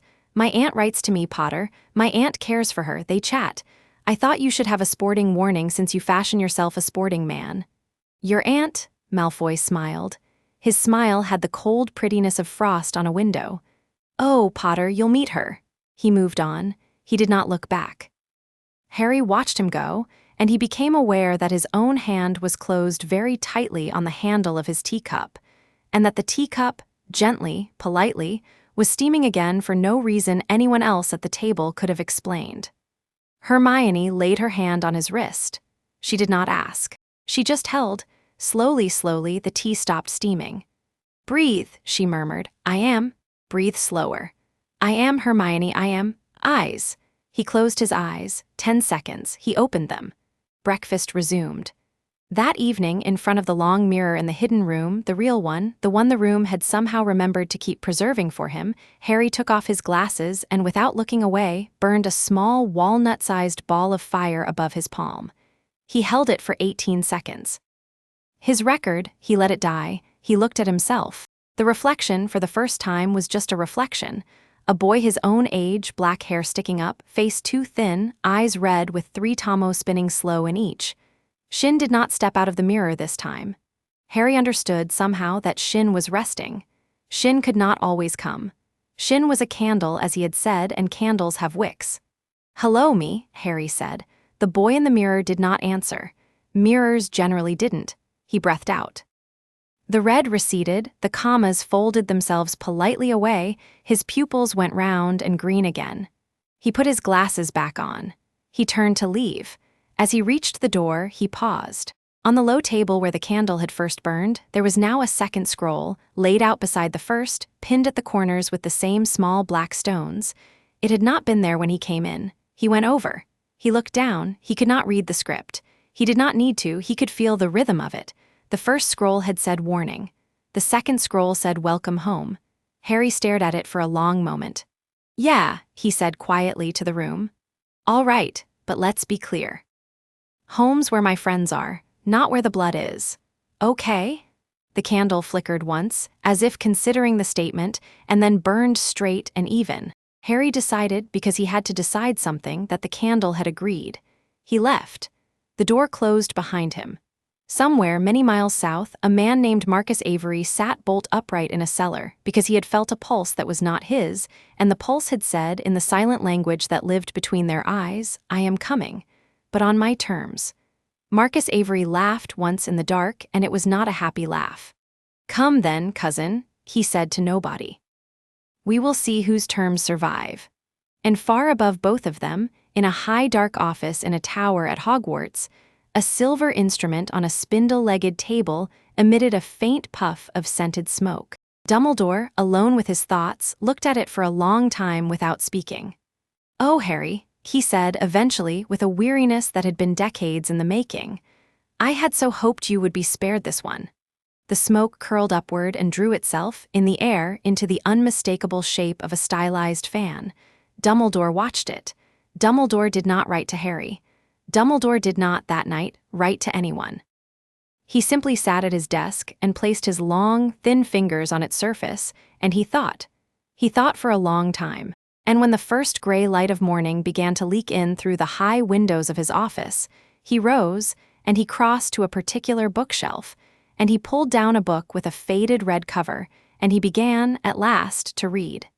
He had, he realized, a great deal of catching up to do. The book's opening pages were, to his dismay, familiar. He had read the first 50 pages of it, once, as a young professor, more than 70 years ago, a century almost, though it seemed to him lately that all his centuries ran together like spilled ink. He had read and he had set the book down, and he had decided at the time that it was an interesting but minor subject, a curiosity for a dull afternoon. He had set it down and gone to have lunch with a colleague who, a decade later, would be dead in a war Dumbledore had been late to recognize. He had not touched the book since. Now, slowly, with the meticulous care of an old man who has lived long enough to know the cost of his own inattention, Dumbledore turned the pages. His lips moved. He was not reading for pleasure. He was reading for damage, the way a surgeon reads a wound. Somewhere in the middle, in a chapter titled simply, "The Awakening Line," he paused. He read a passage twice. He closed his eyes. He placed one hand flat on the open book, as if to steady it or himself. "Minerva," he said aloud to his empty office, "I am going to need your help, and I am going to need Severus's help, and I am going to need, at last, to tell Harry the truth." He opened his eyes. "I am sorry, my boy, I have been very slow." He rose. He reached for parchment. He began to write. It was the beginning of the first sincere apology Albus Dumbledore would ever make to Harry Potter. He would not, as it turned out, get the chance to send it. The owl that would have carried it would be intercepted. Intercepted, not eaten, not destroyed, just intercepted by a small pink-gloved hand and laid in the bottom of a drawer in a study 300 miles south, under a strand of hair in a small glass vial, where it would wait for a moment that never came. Dolores Umbridge, who collected letters the way other people collected teaspoons, smiled at the new addition to her drawer and closed it gently. "Dear me," she said sweetly, to nobody. Dear me. Chapter 2 End. Chapter 3 3 Harry fell asleep with his face in a textbook and woke up inside a snake. It did not feel at first like being inside anything. It felt like looking through a long green tunnel at a patch of brightness that smelled of dust and old varnish. He was low to the ground. He moved in a way he had never moved. His body was a muscle, and the muscle was a pleasure. He did not have arms, and he did not miss them. In front of him, down the long tunnel of his own narrowed sight, a man was asleep on a bench. The man had red hair and a long nose and a striped nightshirt that caught the dim light in tired ribbons. The man's mouth was open. The man snored softly. Harry wanted, for reasons the snake had without thinking about them, to strike. Harry wanted, for reasons of his own, to not. The two wants collided in his chest, which was not his chest, and somewhere behind the collision, behind everything, he felt his own real body sit upright in his real bed in the real tower in the real castle, and he felt his eyes, his real eyes, light up like struck matches. The heat was not the room's calm hearth. The heat was a forge. The snake struck. The man screamed. The sound of the scream did not travel quite through the snake. It traveled through Harry. He felt it in a place that was not his jaw. He surfaced out of the snake with a jerk that was almost a seizure, and he was in his own bed, and he was drenched in sweat, and he was already halfway across the dormitory before he understood he was moving. Ron! Ron sat up so fast he banged his head on his own canopy. Wah, your dad. Listen to me, it's happening now, the ministry where your dad is, he's there, he's on the ground, he's hurt, Ron, he's hurt. Harry, Ron, it's true, I saw it. Ron went white. Ron did not ask how. Ron, Harry thought later with a grief he couldn't have found the words for, had lived for 4.5 years in the exact shape of the trust required to not ask how. Ron got out of bed. Ron put on a dressing gown. Ron looked at him with eyes that were almost steady and said, McGonagall, now. They went to McGonagall. McGonagall went, in her own dressing gown and with a face that could have cut granite, to Dumbledore. Dumbledore, who had apparently been awake anyway, looked at Harry for a single long moment with eyes that had in them an expression Harry had never seen there before, something between grief and apology and fear, and said, Yes, we go, now, all of you. The world blurred. Flew powder, portkey, the Grimmauld Place kitchen, creature muttering, a tableau of Weasleys in various states of sleep and alarm. Someone, Sirius, pulling Harry into a crushing one-armed hug and saying something into his hair that Harry didn't hear. Someone, Molly, arriving with her hand over her mouth. The word surgery. The word spitting. The word blood-replenishing potion, a lot of it. And through it all, through all of it, under all of it, Harry's eyes would not cool. He stood in the kitchen and gripped the back of a chair and breathed. 10 seconds closed, count them, 10, and when he opened them again, Sirius was looking at him and only at him, and the expression on Sirius's face was the quiet, fixed expression of a man watching his godson try not to set fire to a table. Easy, pup, Sirius murmured. I can't. Yes, you can. Breathe, you're fine. He's going to be fine. You're fine. Breathe. Sirius, I was in the snake. I know you were. I know. Breathe. Fred and George were watching him. Ginny was watching him. Hermione had arrived in a coat that did not match her pajamas. Ron was pacing. Ron was pacing and pretending not to pace. Ron stopped at the far end of the kitchen and stood with his fists on the counter and his head down, and did not cry because he had inherited Molly's discipline along with her hair, but the discipline just then was costing him. Listen to me, Sirius said softly. Your eyes are still green. Keep them that way. He saw me. Who? Voldemort, he saw me. A horrible shivering. He looked out through the snake at your dad, Ron, and he saw me seeing him, and when he saw, Sirius, I think he recognized the thing in me. Harry. I think he felt it, Sirius, I think he felt Harry, stop. He stopped. Sit down, Sirius said. Sit down and breathe, and when you're breathing right, you're going to tell me very quietly everything you remember, and you are not going to tell anyone else in this room. Do you understand, pup? Do you understand me? Not Molly, not Arthur, not Ron, not yet. Do you? Yes. Sit. Harry sat. Sirius sat next to him. Molly brought tea. Molly was very kind and very brittle, and she patted Harry on the shoulder with a hand that was shaking, and she did not ask how he had known. The way Ron had not asked, Molly did not ask. Harry thought through a haze about the particular ethics of families that did not ask, and about the debts one could rack up to them, and about how if he lived he was going to pay Molly back in an amount of small, noticeable ways that she would pretend not to count. He drank his tea. He breathed. When Molly left the kitchen for a moment to chase Fred away from the liquor cabinet, which Fred had invented an errand at, Sirius leaned in. "Tell me," he said. Harry told him. Arthur did not die. Arthur was saved, Molly said, by a truly impressive quantity of essence of dittany, an even more impressive quantity of mopping. And this bit she said in the tone of a woman deeply suspicious of her own good fortune, by a strange and unexplained small fire in the atrium of the ministry, which had made the snake, whoever had sent it, lose its nerve and flee. The fire, the Aurors said, had appeared on the floor near the visitors' entrance and rolled up toward the atrium ceiling in a sheet of black flame that had not, as black flame typically did, licked the nearby carpet. It had lasted for 11 seconds. It had gone out. It had not consumed anything but itself. "Very peculiar," said Moody at the kitchen table, 2 mornings later with his wooden leg hooked over the rung of a chair and his one good eye on Harry and his magical eye rolled back into his head to look behind him and the Christmas tree in the next room. "Never seen its like. Fire doesn't behave like that. Fire goes where it's fed. That one went where it was sent." "Sent?" said Molly. "Sent by something or someone," Moody chewed. "Whoever it was, they saved your man. I'll drink to them."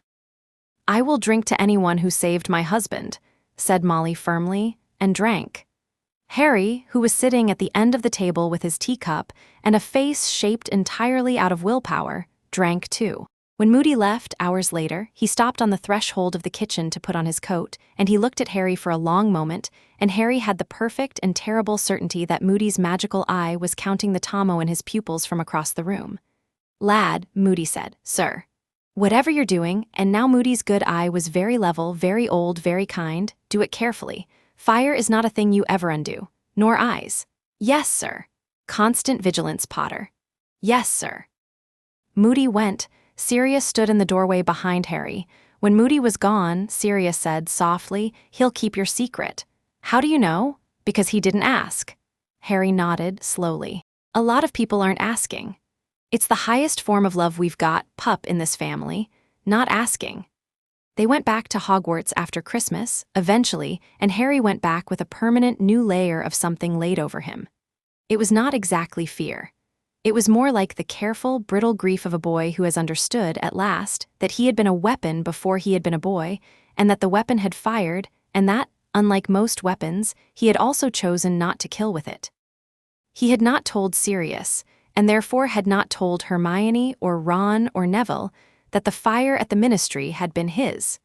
He had not told them because he did not know how. He had not told them because Shin had warned him, the first time you realize what you can do is the first time you realize you could do worse. And that is a thing to carry alone for a little while, if you can, because carrying it to other people too fast makes them afraid of you, and they need not to be afraid of you because you are going to need them. He did, however, tell Shin. Shin listened. Shin was quiet for a long time, and then Shin said, "Amaterasu." "What?" "The technique you used. You reached through yourself and put a black flame on a place you could not see. Harry, that is not a thing one does at your age. That is not a thing one does at my age. The eye that uses Amaterasu is the eye in its second bloom. The eye that is not only the eye. I don't know what you mean. I mean your eyes have opened further than 3 Tomo and you did not notice because your friend's father was dying. I mean your grief has sharpened the blade. I mean we need to be careful now, not because you are weak, because you are strong and weapons that strong cut their wielders easily. Shin, I am sorry, I am teaching you badly. You are teaching me fine. I am teaching you fast. That is a kind of fine. Shin looked at him for a long moment. You are too good, Harry Potter, Shin said at last. You should have been more afraid. I am afraid. Number you are angry, that is a different thing. Is it bad? It is useful. It is also what killed most of my clan. Shin's mouth twitched, but we will not speak of that tonight. Umbridge had noticed, because Umbridge noticed everything. She noticed it in the careful way she noticed things, a small increase in her private data, a quick note in a pink-bound book she kept in her pocket, an extra tick-tick-tick on her clipboard during breakfast. She also noticed, apparently, that Harry had stopped sleeping in the dormitory reliably. Mr. Potter. He was halfway to charms when she caught him. She had her two favorite Slytherin lackeys in tow, a boy named Warrington and a girl Harry didn't know the name of whose face was shaped like a very bored moon. Harry stopped walking, and the other students in the corridor gave him a wide berth with the practiced speed of fifth-years who had learned that proximity to Potter was now, socially, dangerous. Professor. A word. Her smile was present and punctual. Come along, dear. I have charms. Professor Flitwick has been told. Come along. She walked away. He followed, because what else was there to do? Neville, passing in the opposite direction, gave him an almost imperceptible nod that said, I'll find Hermione. Harry nodded back and kept walking. Umbridge's office was an aquarium of kittens. The plates hung on the walls. The kittens in the plates frisked and gambled. They had, Harry was sure, their eye on him. He wouldn't have put it past her to have charmed them for that exact purpose. Sit, Mr. Potter. He sat. The chair was too small. I've noticed you've been, Umbridge searched for a word, restless, unsettled. Your performance in my class, while consistent, has been the consistency of a student who is elsewhere, mentally. I've been worried about Mr. Weasley, Professor. He was hurt.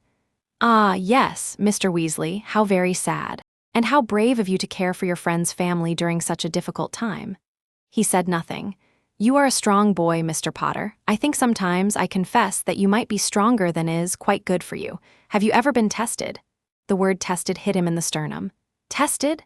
Magically, your core, your foundations. Sometimes, young wizards of unusual heritage benefit from a careful assessment. He did not breathe. He held himself very still. His eyes, he could feel, were green. He held them there with a fist of will. I am not aware of any unusual heritage, Professor. Oh, I am sure you aren't, dear. Half-bloods so rarely are. She cooed. Actually cooed. I have been looking into your family tree. It's a hobby of mine. Your mother's line is, she smiled a small, slow smile, fascinating. Is it? She leaned forward across the desk. Do you know, Mr. Potter, there are certain bloodlines that are classified by the Ministry as requiring registration, not for any sinister purpose, you understand, merely for safeguarding. I didn't know that. Yes, some bloodlines carry eye conditions. She smiled. She smiled with her whole face. She smiled like a cat. I do not have an eye condition, Professor. I am glad to hear it, dear. I would be so disappointed. She sat back. The interview, apparently, was over. She did not dismiss him. He sat. He waited. The kittens chased imaginary moths. His eyes ached to be read. Run along, Umbridge said eventually. You'll miss the end of charms. He ran along. Outside her office, he walked 3 corridors before he allowed himself, in an empty stairwell, to lean against the wall and press his palms to his face. His hands were shaking. His hands had been shaking politely throughout the interview and were now ready to be extravagant about it. Fuck, he said into his hands. Fuck. A hand landed on his shoulder. He jumped. Easy, said Hermione. Neville found me. What did she want? She knows. What? She knows. The words were careful. The words were so careful, Hermione, but she knows.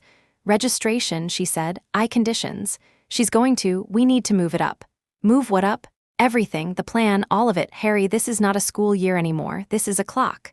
Yeah, you need to not be at Hogwarts much longer. Yeah, but first we need Dumbledore. Harry laughed a small, tight, wrong laugh. Dumbledore is not talking to me, Hermione. But he is watching, and I think he is waiting, for something. For what?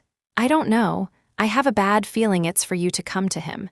And I have a worse feeling that the moment you do, he's going to be grateful. And that grateful Dumbledore is going to be, for about 5 minutes, an honest Dumbledore, and we need those 5 minutes. He did not go to Dumbledore. He did not have to. Dumbledore, in that final week before the Department of Mysteries would come to define everything, did a thing he had done only once before in Harry's life and had not done since. He sent for Harry himself. The gargoyle moved. Harry climbed the winding stair. The door at the top of the stair swung open. Dumbledore was standing at the long window at the far end of the office with his hands folded behind his back, and the silvery plume of the same strange instrument Harry had once seen curled up from the little spindle-legged table at his elbow. This time, the plume did not form a fan. This time, it formed what looked, from across the room, like a single open eye. "Harry," Dumbledore said without turning. "Sir, I have been a foolish old man. I have been a foolish old man for a variety of reasons, and some of those reasons I will not trouble you with, but one of those reasons, the one it is necessary for me to speak to you about tonight, concerns you and your family. Please sit." Harry sat. Dumbledore turned. He did not sit. He stood with the light of the window behind him, and his face was in shadow, and in the shadow his blue eyes were the color of a hearth at midnight. "I knew," he said. "That is the first and worst sentence I must say to you. I knew about the line you come from. I knew, at a minimum, that there was such a line, and that your grandmother's mother had walked away from it, and that it sleeps and wakes. I did not know, until very recently, that it had woken in you. For that I apologize, because I ought to have been watching, and I was watching other things. Professor, let me finish, Harry. I am an old man, and I need to say the things in the order I have practiced them, or I will not say them at all." He drew in a breath.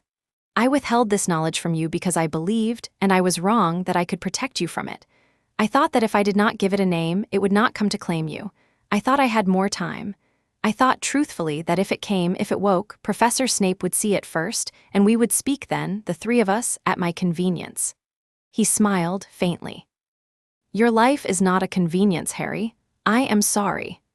Harry said nothing, because he was afraid that if he said anything he would cry, and he did not want to cry in this office. "You must understand," Dumbledore said, "that your mother's heritage is very rare. There are perhaps 3 such families in the world today, and none of them until you have had a child in 2 generations. The line is, it is considered by those who catalogue such things to have ended. You are its last living son. That makes you, Harry, 2 unrelated kinds of unique and 2 unrelated kinds of hunted. One kind of hunter you already know very well. The other kind, the man in the corridor." Dumbledore's eyes sharpened. "You have seen him." "Once, briefly, he gestured at his own eyes, through those. Ah, his name is Marcus Avery, I think, Hermione's still confirming." Dumbledore looked at him for a long, long moment. "Miss Granger," he said softly, "is a miracle of a child." "Yes, sir. Avery, of course, yes, he has a drop of it, does he? A drop and a large ambition and a small teacher." He closed his eyes briefly. Never mind what I should have, Harry. I am going to do something unusual now. I am going to offer you the truth, all of it.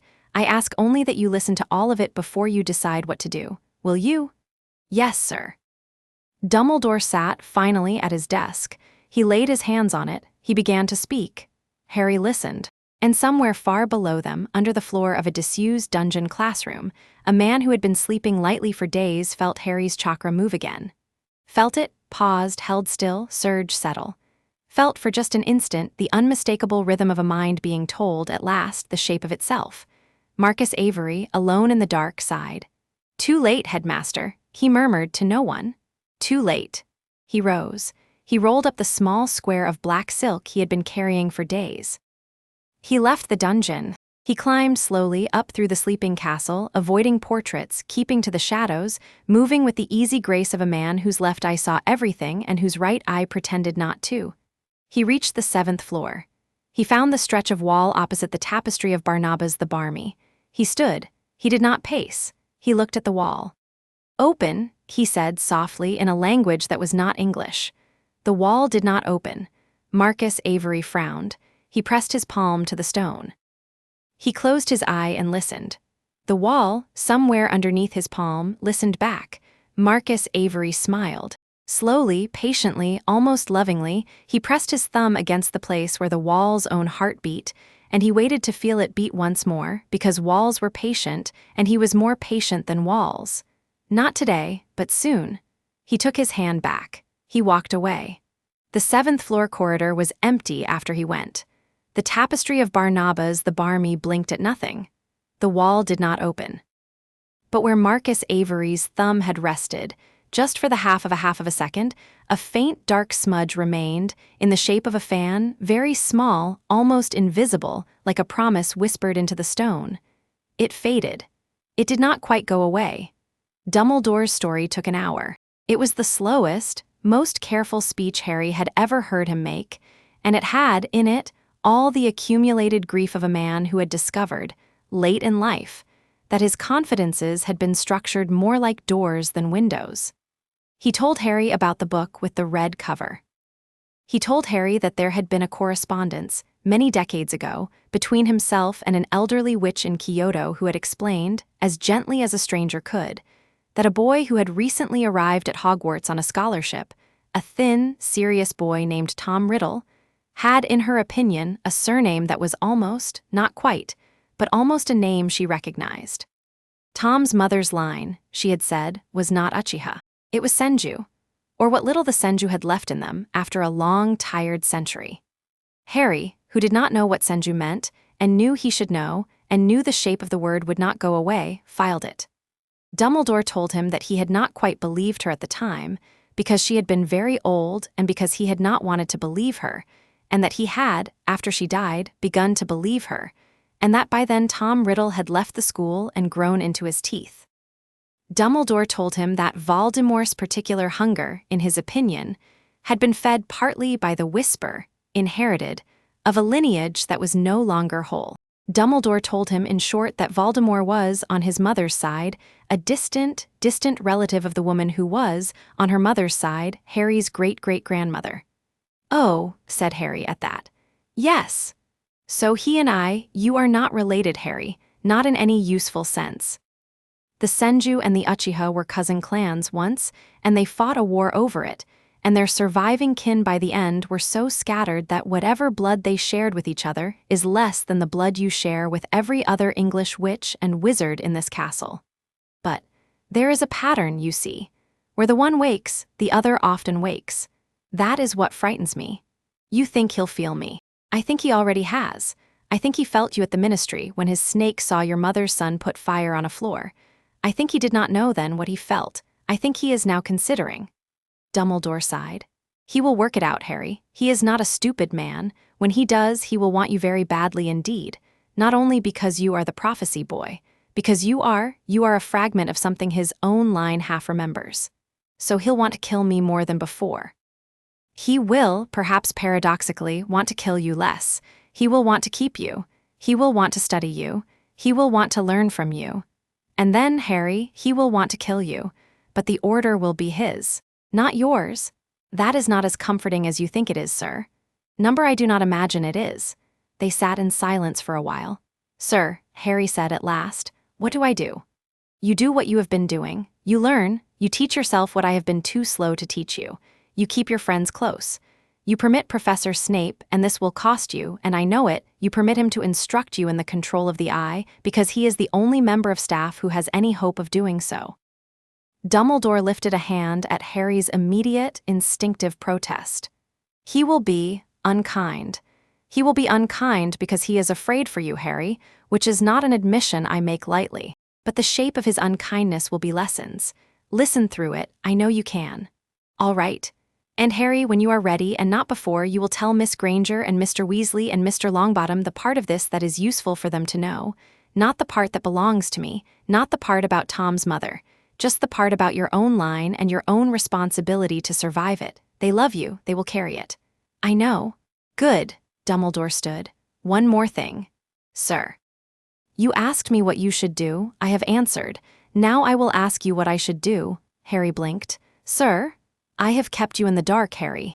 I have kept you in the dark about the prophecy, and I have kept you in the dark about your mother's line, and I have been kept from keeping you in the dark only by your own efforts and the efforts of your friends. If you wish me to continue to be headmaster of your school, I will. If you do not wish it, Harry, I will resign tonight. Sir, I mean it. I am offering you my hat." Harry stared at him. "That's not fair," Harry said after a long moment, and his voice cracked just a little on the word fair. "It is not fair. Number, I can't, I'm 15, I can't. You are 15, and you are already carrying more than I should have let you carry, and I am asking you because I owe you a vote, Harry. If you say leave, I leave. If you say stay, I stay." Dumbledore's eyes were a little wet. "I am very old, Harry. I am tired of being the one who decides." Harry put his face in his hands. For a moment, he could not think. Then, slowly, he took his hands away. "Stay," he said. Dumbledore exhaled. It was a sound Harry had never heard him make. It was the sound of a man setting down a pack. "Thank you, Harry. Stay and tell me things. I will. Stay and don't decide for me. I will try not to," Dumbledore half smiled. "I will try. That is as honest a promise as I have." "That's fine, sir. Go to bed, Harry. Tomorrow is a very ordinary Tuesday, and you will need to pretend to be a very ordinary Tuesday boy." "Yes, sir." "And Harry, sir, when you dream of Shin, tell him from me that I apologize. He will understand." Harry stared at him. "You know Shin." "I have read about Shin," Dumbledore said carefully, "which is not knowing, but the difference at my age is small." His eyes softened. "He is a good teacher, Harry." "Better, I think, than I would have been." Harry did not answer. He thought he might cry if he answered. He nodded instead and turned, and he left the office. The gargoyle bowed him out. The corridor was dim. His own footsteps were very loud. At the foot of the stairs he stopped. He turned, suddenly, because he had felt something, not a ping, nothing as obvious as a ping, but a movement in the chakra of the air, a ripple that was not his own. He looked up. A portrait on the wall was looking at him. The portrait was of a young witch in Renaissance dress.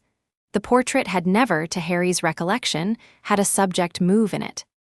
Tonight the witch's eyes were watching him with a curiosity that felt, for an uncomfortable second, much older than Renaissance dress. "Good evening, young lord," the portrait said quietly. "Evening," said Harry. "You have his walk." "Whose?" "Your great-great-grandfather's. He used to climb these stairs. He had your walk and your shoulder. He also had your habit of saying good evening to the paintings. Sleep well." She nodded. She returned to whatever she had been pretending to do. Harry stood at the foot of the stairs for a long time, and then he walked on. Snape's next occlumency lesson was the following night. Harry arrived on the minute. He knocked. He was told to enter. He entered. Snape was at his desk. The pensive stood beside him on a small pedestal, covered with a black cloth. Snape did not look up. "Sit," Harry sat. "The headmaster has spoken with you." "Yes, sir." "Good." Snape laid his quill down. "Then I do not have to explain what we are doing. We are going to teach your eyes to stop. Not to start, they start too easily. To stop. Otherwise you will burn out before midsummer." His mouth thinned. "That is not a metaphor. UCHIHA eyes that are not disciplined blind their owners. I would prefer you did not go blind in my classroom." "Yes, sir." "Stand." Harry stood. "You are going to fail at this." Repeatedly. "Understand before we start that this is the design. I am going to show you things. The things are going to disturb you.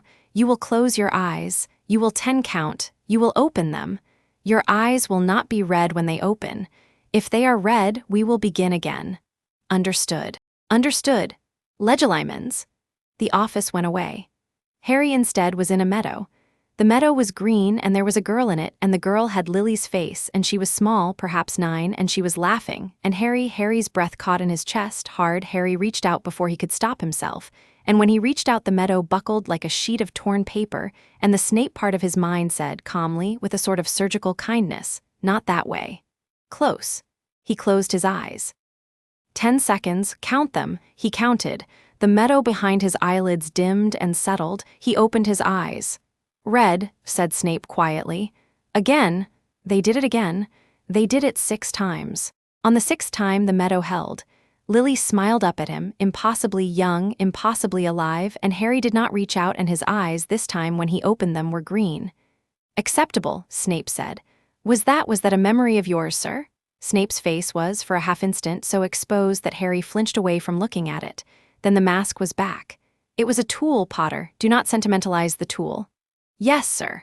"Leave now. We will do this again on Thursday. Eat."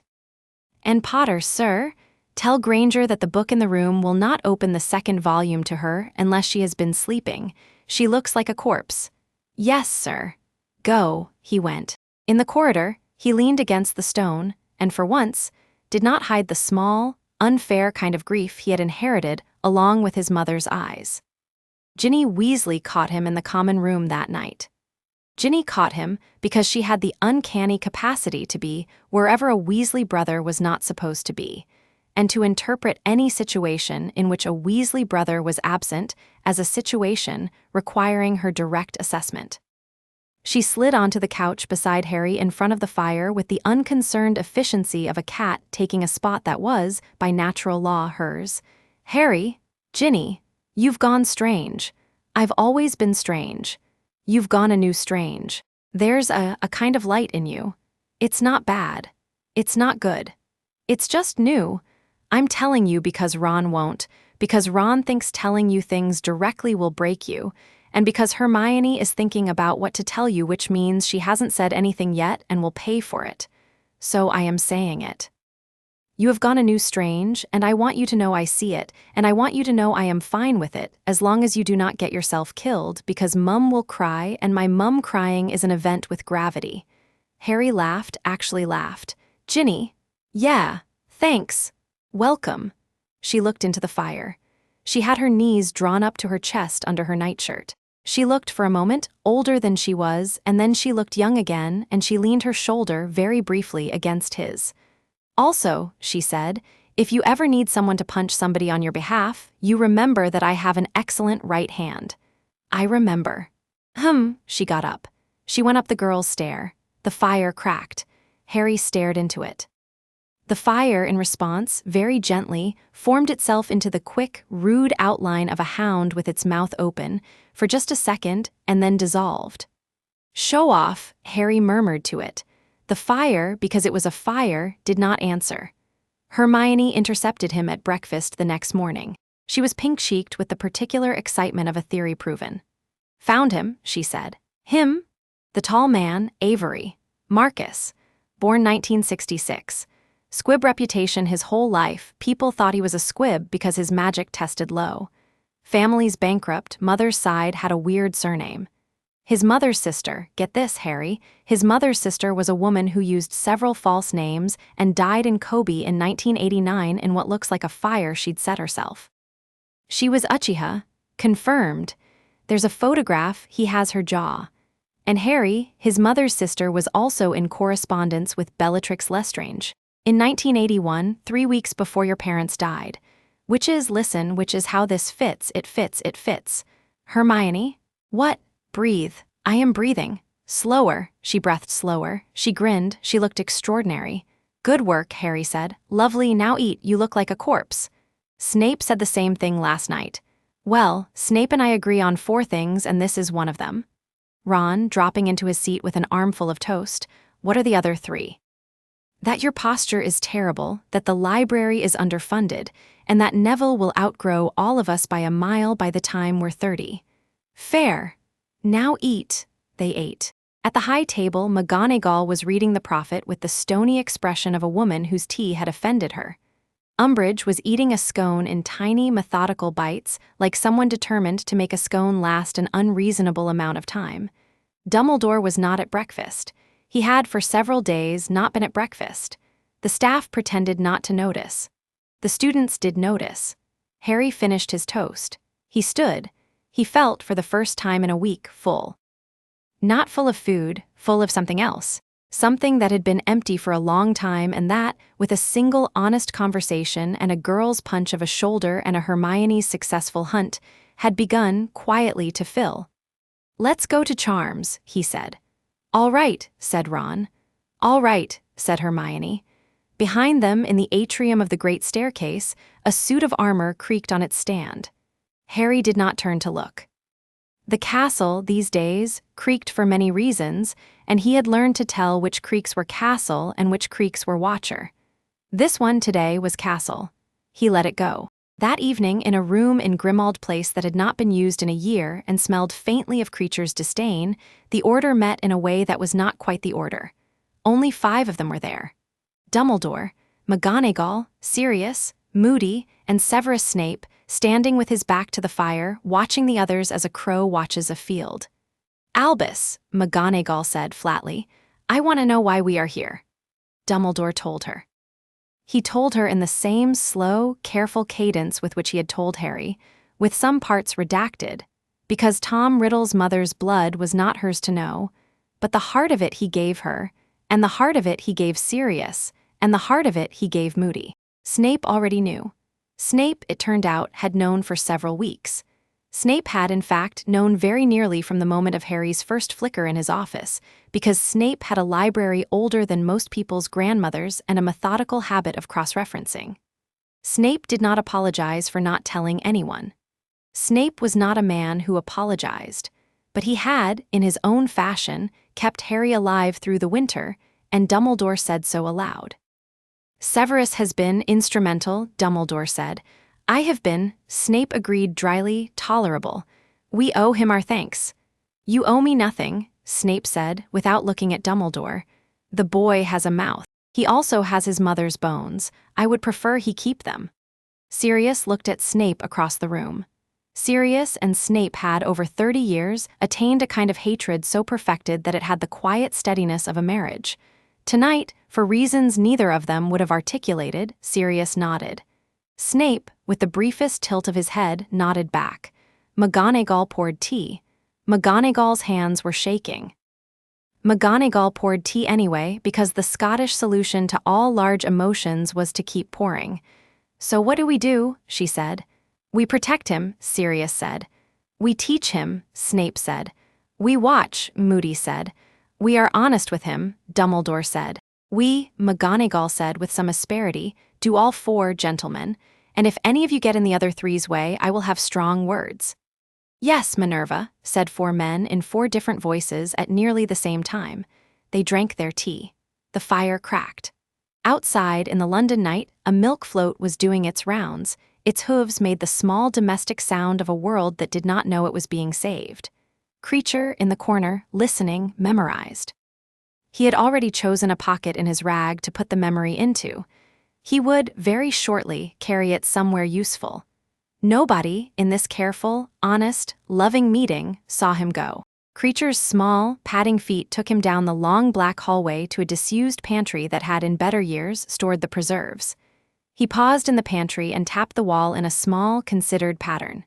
He waited. He tapped again. At length, a face appeared in the wall, a face of a witch painted in old oils, who had been painted in a pose of strong disapproval, but who, in Creature's presence, adjusted her mouth into something that could almost be called fondness. "Master's son's family," Creature muttered. "Master's old family. Someone comes to the boy that is not the Dark Lord. Someone with our old enemy's eye. Mistress will want to know." "Mistress is dead, Creature," said the portrait in the wall kindly. Mistress's sister, then. Creature's fingers twisted in his filthy cloth. "The one who was Madame Black before she married, the one in the pink house. She must be told." "Which pink house, Creature?" "The pink house where the pink woman lives. Creature knows. Creature will go." The portrait closed its mouth into a thoughtful line. It had been in the wall for a long time. It had opinions, but it had discipline. It dipped its head. "Go carefully, Creature. Creature is always careful." Creature went. And in Hogwarts far away, Harry sat cross-legged on the floor of the hidden round room with his eyes closed. And Shin sat cross-legged in front of him, and Shin said, again, slower, and Harry breathed again, slower, and the small flame above his palm held steady for 34 seconds before it wavered and died. "Better," Shin said. "I'm tired." "Yes." "Shin, can I ask you something?" "Always." "Was your family happy?" Shin was quiet for a long time. "Sometimes," he said, "for a long time." "Until we weren't." His smile was small. "Yours will be happier than mine, Harry. I am going to see to it. I don't want you to die again for me, Shin. I have already done that. I was rehearsing." He grinned. "Breathe. Again." Harry breathed again. Chapter 3 end. Chapter 4. The Manjikawu exams were a joke. Exams were the ongoing shared pretense that the world was a place in which, at a given time and in a given room, a boy could answer questions about goblin rebellions. Harry sat the first 3 days of his owls with a patience he could only later describe as feral, and when the astronomy practical ended, with Hagrid being dragged through the grounds by 4 Aurors and McGonagall taking 4 stunners in the chest, Harry did not feel the heat behind his eyes. Harry did not see red. Harry only felt a cold so severe that he wondered whether, somewhere deep in him, Shin had died a second death. Shin had not died. Shin was keeping quiet, which was more frightening. The dream came that night, not the snake. A different dream. Sirius was in a room. The room had an arch in it, and the arch had a veil, and the veil was not a curtain. Harry knew the veil. He did not know how he knew the veil. He knew the veil the way he knew, without asking, that fire was hot, in a way that had never required learning. Sirius was in the room, and Sirius was being tortured. Voldemort had Sirius. Voldemort wanted the prophecy. Voldemort would not kill Sirius until Harry came. He woke up shouting. "We go," Hermione said as soon as he finished telling them. "Hermione, we go, Harry, we go, but we go properly, not stupidly. We check it first. We, Harry, listen to me. It might be a lure, it might be planted. You have to consider." "I know. You have to actually consider." "I have considered. We go via Umbridge's fireplace to Grimmauld." Creature answers. "If Sirius is there, we stay. If Sirius is not there, we go to the Ministry, because he will be there." "That is not a plan, Harry. It is a plan shaped like an emergency, Hermione, which is what we have." "Who's we?" "Everyone who was there, everyone who would come. It turned out to be 6 of them in the end. Harry, Ron, Hermione, Neville, Ginny, Luna Lovegood, who had appeared in the corridor at the right moment with a pair of scissors in one hand and an earring made of a radish in the other, and had said, 'Oh good, an expedition,' without seeming to need any further explanation. Harry had looked at her for half a second, and she had looked back at him with her mild, terrifyingly clear eyes, and Harry had said, 'Fine.' They flew on the Strauls. Luna had known they would. Harry had not been able, looking at her, to rule out the possibility that Luna had always known she would ride at this Strowl one day, that her life was a sequence of things she had always known, that the world was, to Luna, a mildly interesting echo of a conversation she had already had. He was glad of her. He was glad of all of them. He was terrified of every single one. The Ministry at night was a cathedral of no one. Their footsteps sounded blasphemous on the marble floor. The lifts descended with the weary acceptance of something that had long ago given up on the idea of a peaceful evening. They reached level 9. They reached the Department of Mysteries. They entered a circular room of doors. The doors spun. The doors stopped. Harry opened the door he had dreamed of. It was not the Veil room. It was a different room, the Prophecy room. He knew somehow immediately that it was not the Dreams room. But the smell of it, the old dry magical dust, was right. The dream had started here. They walked through the shelves. Hermione whispering, "It's empty, Harry. There's no Sirius here." "I know. So this was, yes. And we're, yes, Hermione." "Okay." They had, perhaps, 50 seconds before everything changed. The prophecy orb with Harry's name on it was, improbably, real. Harry did not take it, because he had learned, at last, that things one was asked to take almost always cost the taker more than the giver. They turned to leave. They walked back through the shelves. They were nearly at the door when the air in front of them folded like wet silk, and Lucius Malfoy, who Harry had, just to complete the evening, never been happier to see in the context of hating forever, stepped out into the light, wand extended, smile in place. "Potter," Lucius said, "how very good of you." Death Eaters unfolded out of the shadows. 10, 12, 14. Harry stopped counting. He could hear Bellatrix Lestrange's laughter before he could see her. Bellatrix was a flavor of laughter. She moved into the edge of his vision with the liquid, unpleasant grace of a woman who had never once, in her life, made a decision for any reason other than pleasure. Behind Bellatrix, almost in her shadow, stood a small, pale man whose left eye was a red thing. Marcus Avery. Not in a cellar, not in a corridor. Here, now, watching him. Harry did not let his face react. He did not let his eyes flicker. He stood, and he felt Hermione's hand find the back of his hand, and he squeezed her fingers once, and he lifted his wand. "Give it to me, Potter," Lucius murmured. "Come and take it," said Harry, which was not clever or original and had the minor advantage of being true. Everything happened. Spellfare tore the air. Shelves fell. Prophecies smashed on the floor, and as they smashed their contents unreeled into the room and spoke, all of them, at once, a cacophony of futures that did not want to stay secret. Someone grabbed Ginny's hair. Ginny's elbow met somebody's nose with a noise that was lovely. Neville dragged Hermione sideways as a stunner hit the shelf she had been leaning against. Luna kicked a Death Eater in a knee. Ron, laughing, actually laughing, sent a hex at Bellatrix that grazed her hair. Harry did not light his eyes. Harry kept his eyes green. Harry kept his eyes green because he knew, and this he was certain of, that the moment he switched them on, Marcus Avery would see, and Marcus Avery would do something Harry had not yet accounted for. They ran. They ran through the swinging doors. They reached the round room of doors. The doors spun. They chose wrong. They chose wrong 3 times. On the 4th, the room that opened for them was the room. The veil room. The arch stood on a dais in the middle. The veil hung in the arch. The veil moved when no wind moved it. Harry's stomach turned over. The archway, old as the building, older, felt, to Harry's too sharp senses, like a throat. Order members arrived. Sirius arrived.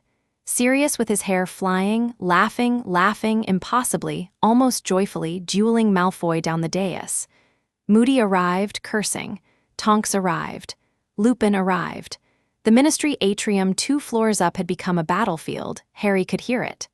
The Department of Mysteries, in 10 seconds, went from nearly quiet to the noise a wedding makes when it has become a funeral. Harry fought. Harry fought with his wand, which was a good wand, and his training, which was adequate, and his reflexes, which were not yet adequate to what he was about to lose. Bellatrix danced up the dais after Sirius. Sirius laughed at her. Sirius said something Harry did not hear. Sirius was hit. The hit was not, in any other context, a killing hit. Even Harry, who knew about as little about combat magic as a boy of 15 could know, saw that. The hit was a stunner, or near enough. Sirius tilted back. Sirius fell. Sirius fell into the veil. The veil did not move. The veil swallowed without moving, the way water swallows a stone. Sirius was gone. It was the absence that did it. The silence of the absence. Harry stood at the bottom of the dais, and for 1 whole second, his brain refused to accept what he had seen. For 1 whole second, he waited, with a boy's patient belief, for the veil to spit Sirius back out. It did not. It did not, and it did not, and then, at the 3rd heartbeat of it not, something in Harry's chest made the sound a stone makes when it breaks cleanly along its grain. He did not scream. He did not weep. He felt his eyes light up. He felt his eyes light up in a way they had never lit up before. Not red, or not only red. Not 3 Tomo. The Tomo in each eye revolved once slowly, and then, like gears finding their teeth, they rearranged. They straightened. They linked. They made, in each eye, a black shape that Harry could not see but could, inexplicably, feel. A shape that was a pattern. A shape that was a new door. The room went quiet in his ears. Bellatrix at the top of the dais had turned. Bellatrix, with the thin, quick instinct of a hunter, had felt something. Bellatrix looked at him. Bellatrix's eyes widened, for the first time in years, in something that was not pleasure. Bellatrix, who had stood a dozen yards from a man whose life she had just ended, stopped laughing. "Oh," said Bellatrix, a soft, girlish sound. "Oh." Marcus Avery, at the edge of the room, stopped. Lucius Malfoy, disarmed somewhere in the last 2 seconds, looked around for his wand. Harry walked up the dais. He did not hurry. He did not rush. The world did not seem to require him to hurry. The world seemed, for the first time in his life, to be waiting for him. "Bella," he said when he was in front of her. "Potter." "Look at me." She looked. She could not help looking. Some part of her, even Bellatrix, even her, had never in its long dark life been looked at like this. Tsukuyomi said the thing in him, which was Shin, which was his blood, which was everything his mother had not lived long enough to warn him about. Tsukuyomi, use it sparingly. Use it once. Do not enjoy it. Harry looked. Bellatrix fell, slack, at his feet. She did not scream. She did not have the dignity or the cruelty of screaming. She simply collapsed, eyes wide open, the inside of her mind somewhere else entirely, in a garden, in a kitchen, in a cell of a prison she had not, Harry hoped, built for herself but that she had earned. Harry had not chosen the dream he had put her in. The dream had been ready. The dream had been waiting for her. She would, Harry understood in a cold, clean moment of knowing, walk through that dream for a subjective span of 3 days and emerge on her own and not remember any of it in words. She would not be the same woman, she would not be a better woman, but she would not be the same. She would, Harry thought, with a grief that was not for her and not for Sirius and not for him but for the whole tattered, bloody business of it, have had some of the pleasure burned off of her. He lowered his gaze. Bellatrix slumped. Marcus Avery had his wand up. His red eye was astonished. for the first time probably in his life, astonished. Marcus Avery's face was the face of a man who had come expecting to meet a pupil and who had instead, by some ministry clerical error, met a teacher. "Cousin," he said. "No," Harry said quietly, "not yet. You are not yet." Marcus Avery took a step back. "We," said Marcus Avery, "must speak leave. Cousin, leave." Avery's left eye burned briefly. And then, because he was a patient man, and because a patient man knows when a conversation has become impossible, Marcus Avery did what Harry had not expected. He bowed. He bowed like a member of a clan to a member of his own clan who has outranked him, and Harry's chest hurt at the gesture, because it was not submission, it was recognition. And then Marcus Avery vanished in a shape that was not apparition, in a whisper of dark chakra that smelled, faintly, of smoke. He was gone. The veil moved very slightly. The veil did not bring Sirius back. The veil never would. Harry's eyes went out. The new shape in them folded back into the Tomo, and the Tomo folded back into green. Harry's knees gave out. Remus Lupin caught him before he hit the stone. "Harry," Lupin said softly, and his voice was the kindest thing Harry had heard in his entire life. "Harry, I have you." "He fell," Harry said into Lupin's shoulder. "I know, cub." "He fell, Remus." I know, I've got you." "He fell, SHH. Voldemort himself came, as Voldemort always did, slightly too late to prevent the thing he had wanted to prevent and precisely on time to make the evening worse. He appeared in the atrium. He stalked the length of it. He demanded the prophecy. He found that Harry did not have the prophecy. He found, to his hissing fury, that the prophecy had been smashed by its own shelf when its own shelf had been knocked over by one of his own Death Eaters. He turned on Harry. Dumbledore, to Harry's relief and permanent low-grade horror, arrived. They fought. They fought in the way Titans fight, which was not a fight in any ordinary sense. It was less like wizardry and more like two weather systems having a disagreement about the shape of the sky. Statues animated.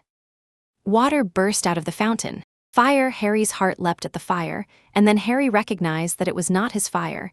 It was merely fire-shaped. It was Dumbledore's, whipped across the marble. Voldemort, in a final humiliation, possessed Harry. It was not a long possession. It could not be because Harry's eyes, Harry's new eyes, the black-patterned thing that had learned itself in the veil room, responded to the intrusion by doing what Harry's blood had been preparing them for.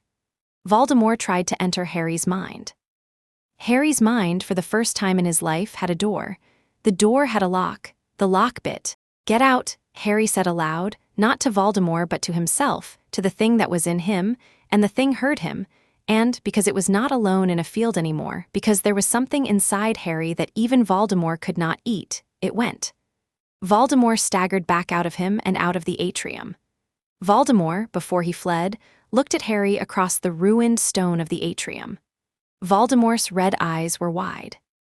Voldemort's red eyes, Harry saw it in the way the muscle at the jaw moved, the way the nostrils flared.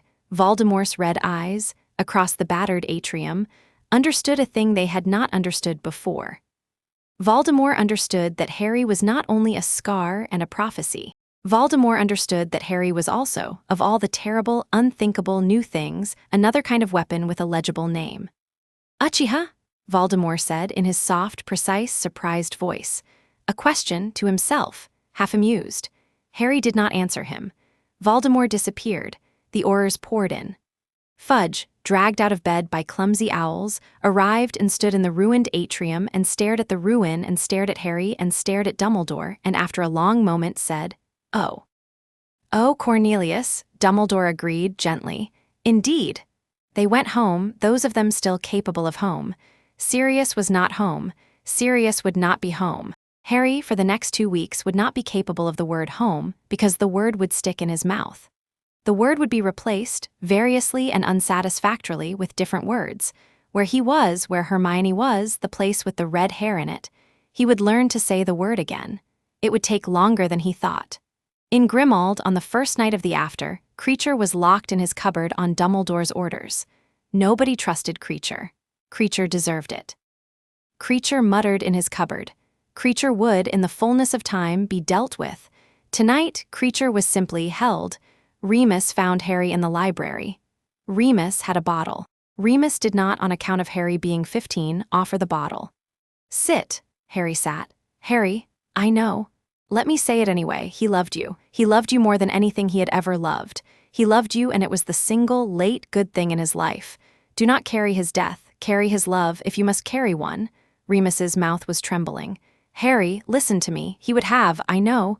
He would have been, I know, Remus. So proud. I know. Remus did not drink. Remus put the bottle down on the table. Remus put his hand on Harry's shoulder. Harry leaned his forehead against Remus's knuckles. They did not speak for a long time.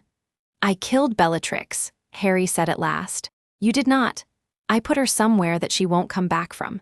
Harry, you put her in her own conscience. That is not killing her. That, if anything, is condemning her to live with herself. It is the worst punishment. Is it? It is, yes. I have read your great-great-grandfather's notes. Remus's eyes were kind. I read them today. Dumbledore let you? Dumbledore asked me to. Someone, he said, had to catch up with the boy. He is too old to catch up alone. I agreed. Oh, Harry. I have something to ask you. Ask. Will you let me be, not serious, not a substitute, not a replacement, but will you let me be someone you can put part of this on? Someone who will remember to ask after you, someone who knew your father. He smiled painfully. I am not the man he was, but I am the man I am, and I would like, please, to be of use. Harry did not answer for a long time. Then slowly he reached up and laid his hand over Remus's on his shoulder. Yes, he said. Thank you, Harry.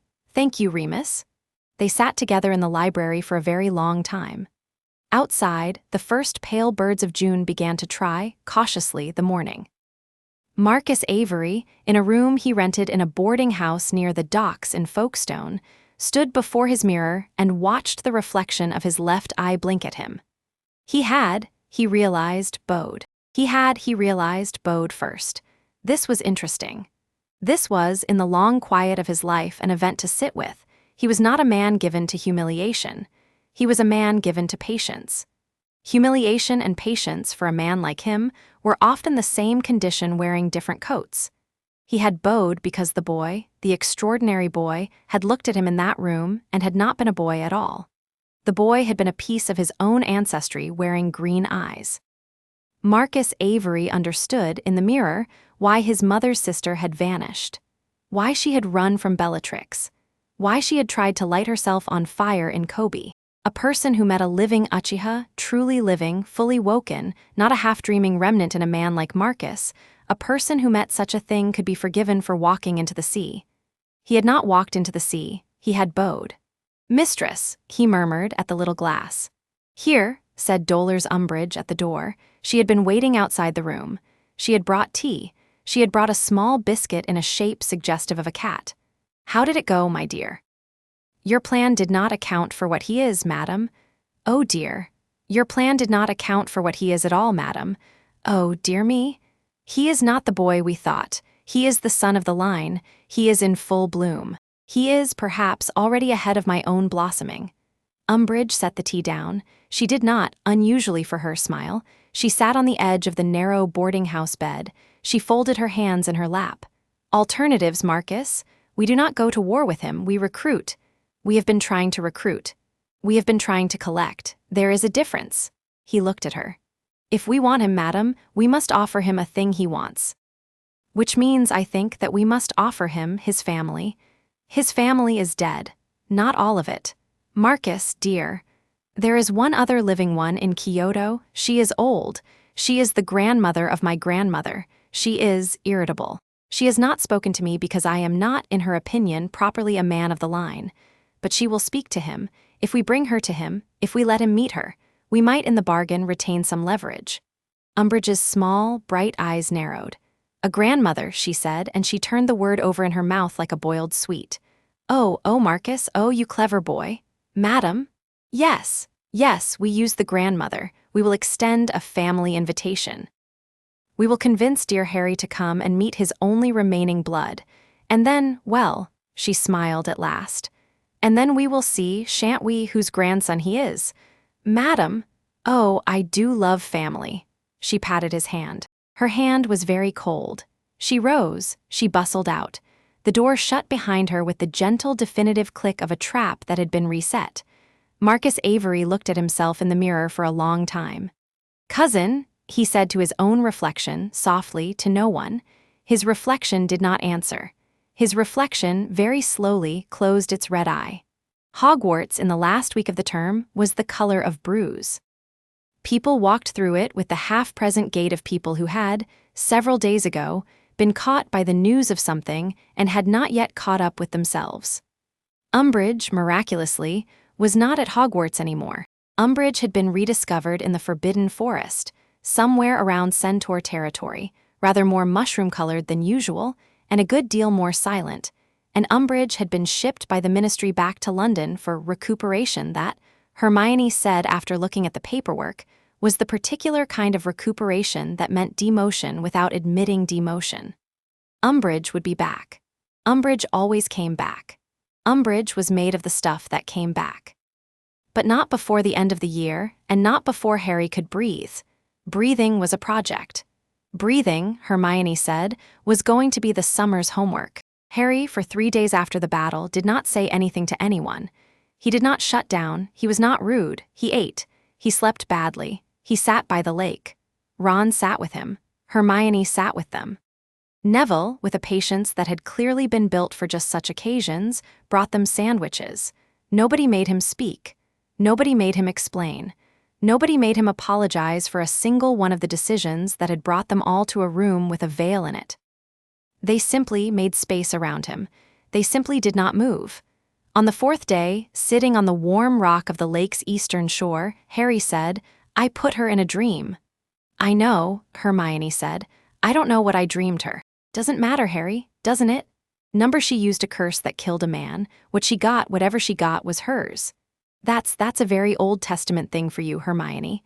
"I am on specific points very Old Testament," he laughed. It was a small laugh, but it was his first laugh in a week. Ron, who had been silent, rolled onto his side on the rock. "Harry, Ron, you're my best mate." "I know. I don't know what to say about Sirius. I haven't lost anyone." "I don't know how to, I haven't, my dad almost." He closed his eyes briefly, but he didn't. "And Sirius, I know he wasn't my family, but he was yours. So I'm sorry, Harry." "Thanks." "Also." "Yeah, you're terrifying." "Thanks." "I mean it lovingly. You looked at Bellatrix Lestrange and she fell over. That is, I am going to be telling that story in the pub when I am old. I will be hazy on many of the details. I will not be hazy on the Bellatrix detail. I just want you to know that." "Noted." "Good," Ron sniffed. "Now, pass the sandwiches." Hermione passed the sandwiches. The lake rippled. Far out on its surface, the giant squid raised a lazy appendage and waved it vaguely at them, as if to assure them that at least one old friend of the school was still doing fine. "Thank you." Harry waved back. Dumbledore summoned him on the 5th day. Harry walked up to the office with the invisibility cloak over his arm, not to wear, but to carry. He didn't know why. It felt, suddenly, like an object that belonged more to Sirius than to him. It felt like he should be carrying, at all times, things that had belonged to Sirius until he could figure out what to do with them. Dumbledore let him in. Dumbledore, which was new, rose from his chair to greet him. Dumbledore hugged him. It was an awkward hug. Dumbledore was a tall man and a bony one, and Harry had never been in his arms before, and the arms smelled of lemon drops and wool and something older, perhaps faintly of parchment. Harry, for a long moment, let himself be held. "I am very sorry, Harry," Dumbledore said. "I know, sir." They sat. Fawkes sang once softly, and the office resolved into a shape that Harry could breathe in. "I must tell you something," Dumbledore said. "Something I have been holding, something I owe you." "The prophecy." "Yes, tell me." Dumbledore told him. The prophecy. The neither can live while the other survives. The either must die at the hand of the other.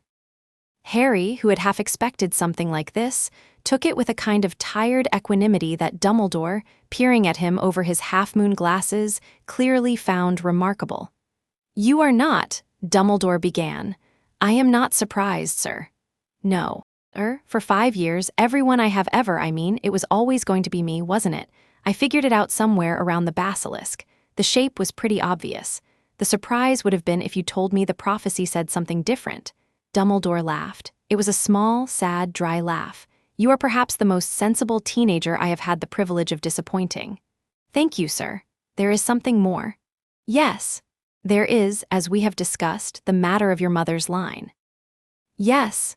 The UCHIHA line was a proud one, Harry, a dangerous one. And it has, throughout its history, had a particular and terrible relationship with the emotion of loss.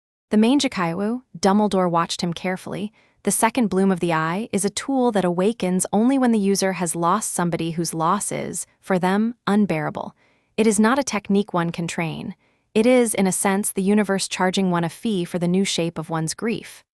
I guessed that too, sir. When it came, I thought you might have. What I want to tell you is this. It comes with a cost.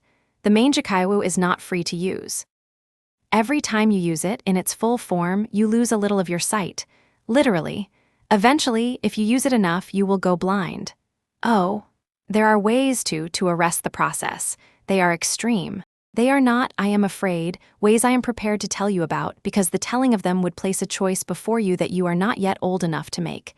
I am going to be selfish, Harry. I am going to wait, as long as you will let me wait, before I put that choice on your shoulders. All right. I am asking for once your permission to wait. You have it, sir. Thank you, Harry. They sat for a moment. Sir. Yes, the grandmother. The grandmother? There is one. Hermione found the name.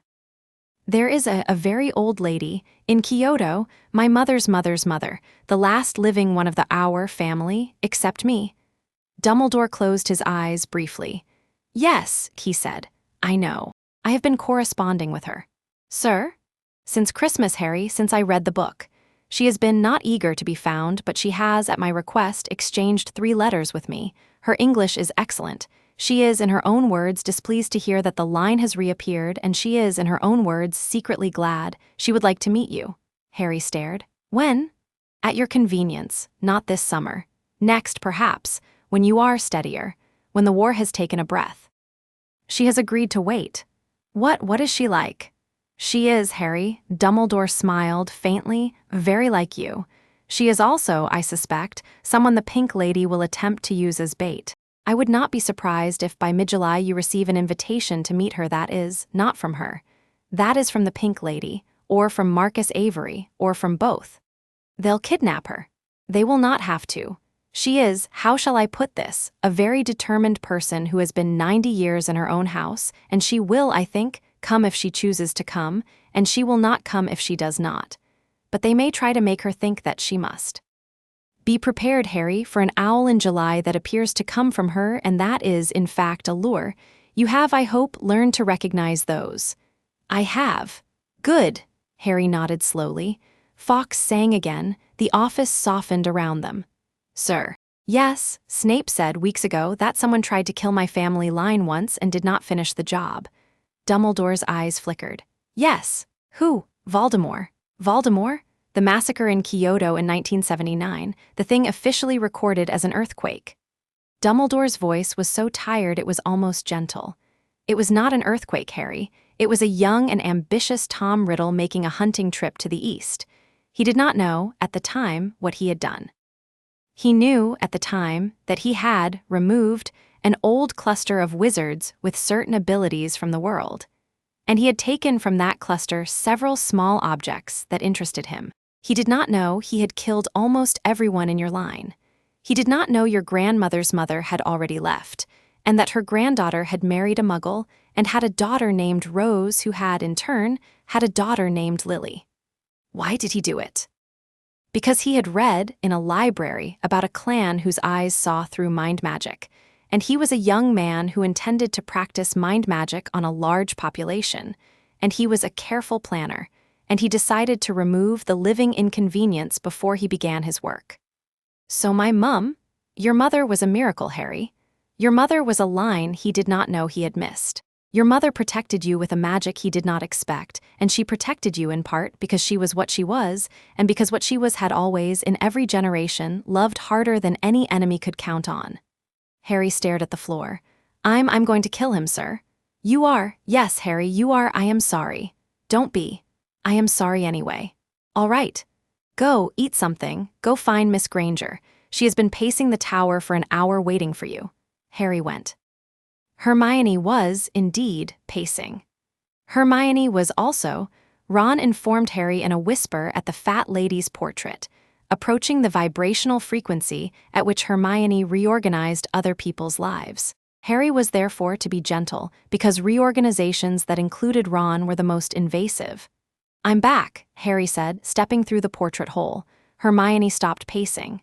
Harry, she said. Sit down, he sat. I've been thinking. I can see that. I think we need to be very specific about Summer. I think your aunt and uncle aren't safe. I think Grimmauld isn't entirely safe either. Creature was there, and whatever Creature is, we don't know yet.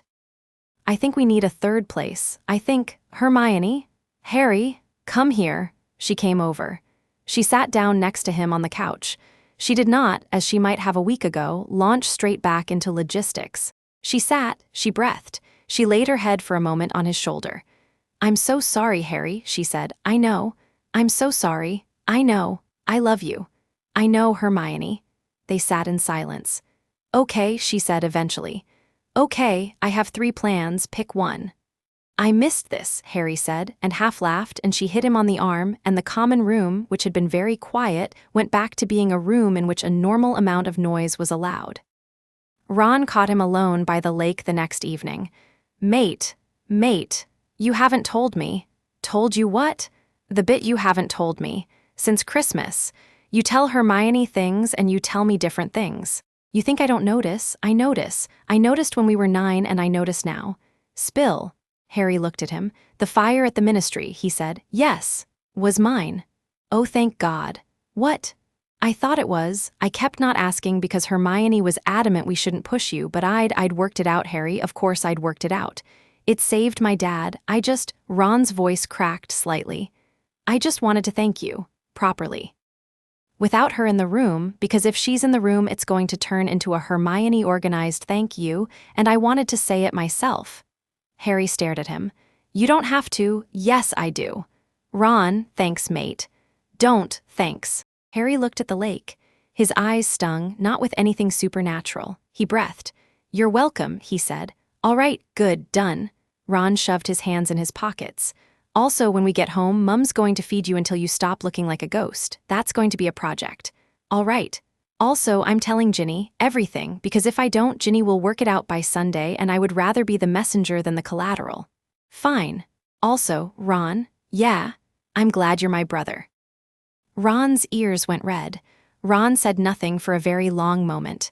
Ditto, Ron said at last. Ditto, and don't make it weird. I won't make it weird. You will 100% make it weird. I won't. Just shut up. Walk, come on. Mum sent biscuits. They walked.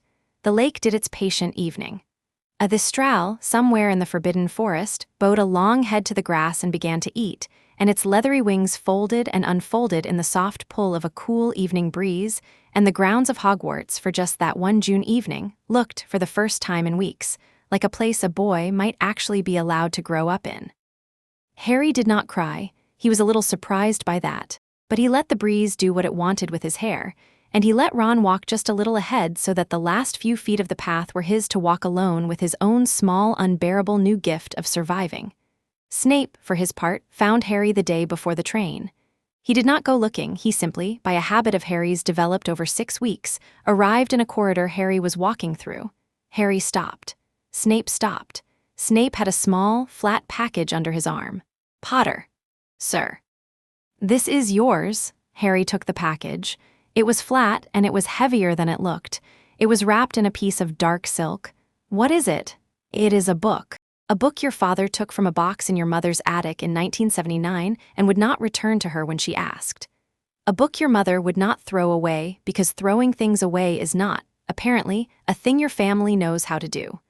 A book I have been keeping, Potter, since an evening I do not wish to describe, in which it fell into my possession through a small accident involving a hallway.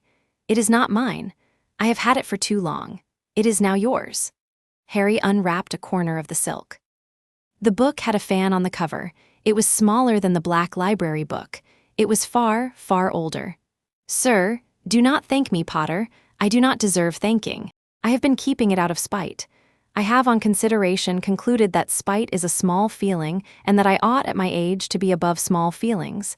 Take it, read it. If you have questions you cannot ask of a sensible person, you may ask me. Do not abuse the privilege.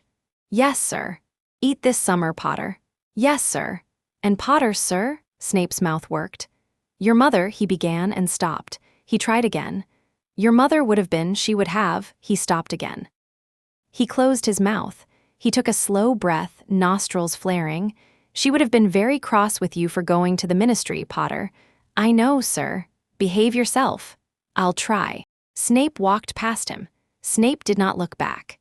Harry stood in the corridor with the package under his arm, and for a long moment he did not move, because he was afraid that if he moved, the careful small piece of the moment would move with him and be lost. He did eventually move. The corridor did its castle thing. The package under his arm was warm. Somewhere far above him, in a high dark room at the top of a tower, a phoenix began to sing. The song was not for Harry. The song was for Dumbledore, who had shut himself in his office with a cup of tea, and who had begun, at last, the long project of writing a letter to an old woman in Kyoto to whom he owed, in his own careful accounting, roughly 30 years of overdue apology. Kyoto, at that hour, was waking. The old woman was at her garden with a pair of small clippers. She was cutting, with meticulous precision, a single thread of new growth from a plum tree that had been her husband's favorite, and she was humming, tunelessly, a song only 2 people alive had ever known. She stopped humming. She did not straighten up. She closed her eyes. Ah, she said aloud to the plum tree, so he has bloomed. The plum tree, because it was a plum tree, did not answer. But the small pink blossom at the tip of the nearest branch trembled, for just the second of a second, as if in courtesy. The old woman clipped the thread she had been clipping. She rose. She walked, with a straight spine and a light step that people half her age would not have had, back into her house. She passed her shrine. She lit a stick of incense. She sat on her small, worn cushion at the low table. She folded her hands. Boy, she said to the empty room, in the lilting cadence of a language that had lost, in the intervening century, approximately 2/3 of its speakers. When you come to me, come as a grandson. Not as a weapon, we have had quite enough weapons. The incense curled. The old woman waited. She had been waiting a very long time. She was, Dumbledore had correctly reported, a patient person. She had outlived a husband, 3 children, 2 wars, a series of governments, and as Dumbledore had not quite reported, out of tact, one personal tragedy involving a small boy who had been hers for 9 years and then, in a single dusty afternoon in 1979, had not been hers any longer. She had, since that afternoon, not allowed herself to hope for anything in particular. Today, for the first time in 27 years, she permitted herself a very small, careful hope. It was the size of the pink blossom on the plum tree. She put it on a high shelf in her mind and did not touch it. She lit a second stick of incense. And she waited. Chapter 4 end. Chapter 5. Clan of Shadows, the letter arrived at Privet Drive on the 17th of July, at 10:15 in the morning, carried by an owl that was too elegant to be real. Harry had, by the 17th of July, been at Privet Drive for 6 days and had already done the calculations.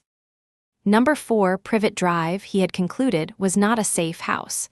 It was a leaky compromise. Uncle Vernon was, by turns, terrified of him and bewildered by his presence. Aunt Petunia was, by turns, watching him with the sideways attention of a woman who had never forgotten the shape of her sister's shoulders.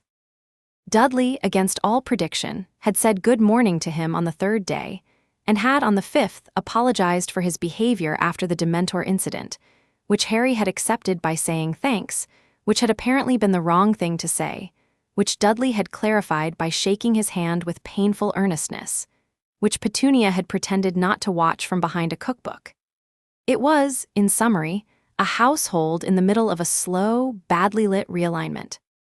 Harry was, therefore, prepared to be surprised by almost anything. He had not been prepared to be surprised by the owl. The owl was a barn owl, which was ordinary. It was the size of a large cat, which was less ordinary. Its feathers were the color of polished bronze in the sun, and one of its eyes was closed, which was peculiar enough that Harry, putting down his marmalade spoon very slowly, understood that the closed eye was not closed because the owl was resting. The owl landed on the kitchen table. Petunia yelped. Vernon stood up. Dudley said, with the bright fascination of a boy who had been told that magic existed only a week ago and had begun to enjoy it, "Core." The owl looked at Harry with one bright, polite eye. The owl lifted one leg. A small silk envelope was tied to the leg. "Hullo," Harry said carefully. The owl inclined its head in a gesture so courtly it was almost Edwardian. Harry took the letter. The owl, relieved, closed its good eye as well and sat there on his aunt's tablecloth like an enormous velvet ornament. "Harry," said Vernon, dangerous, "that thing, it's fine, Uncle Vernon. That thing is on my tablecloth. I'll move it. Give me a second." He opened the envelope. The paper inside was not parchment. It was rice paper, thin and creamy, and the ink on it was an ink he had never seen before. A kind of blue-black that seemed to sit on top of the paper rather than soak into it. The hand was careful. The hand belonged to someone who had been writing in English as a second, or perhaps third, language for so long that the sentences had acquired a musical precision.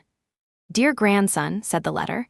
Harry's ears rang. He read slowly. The letter was brief.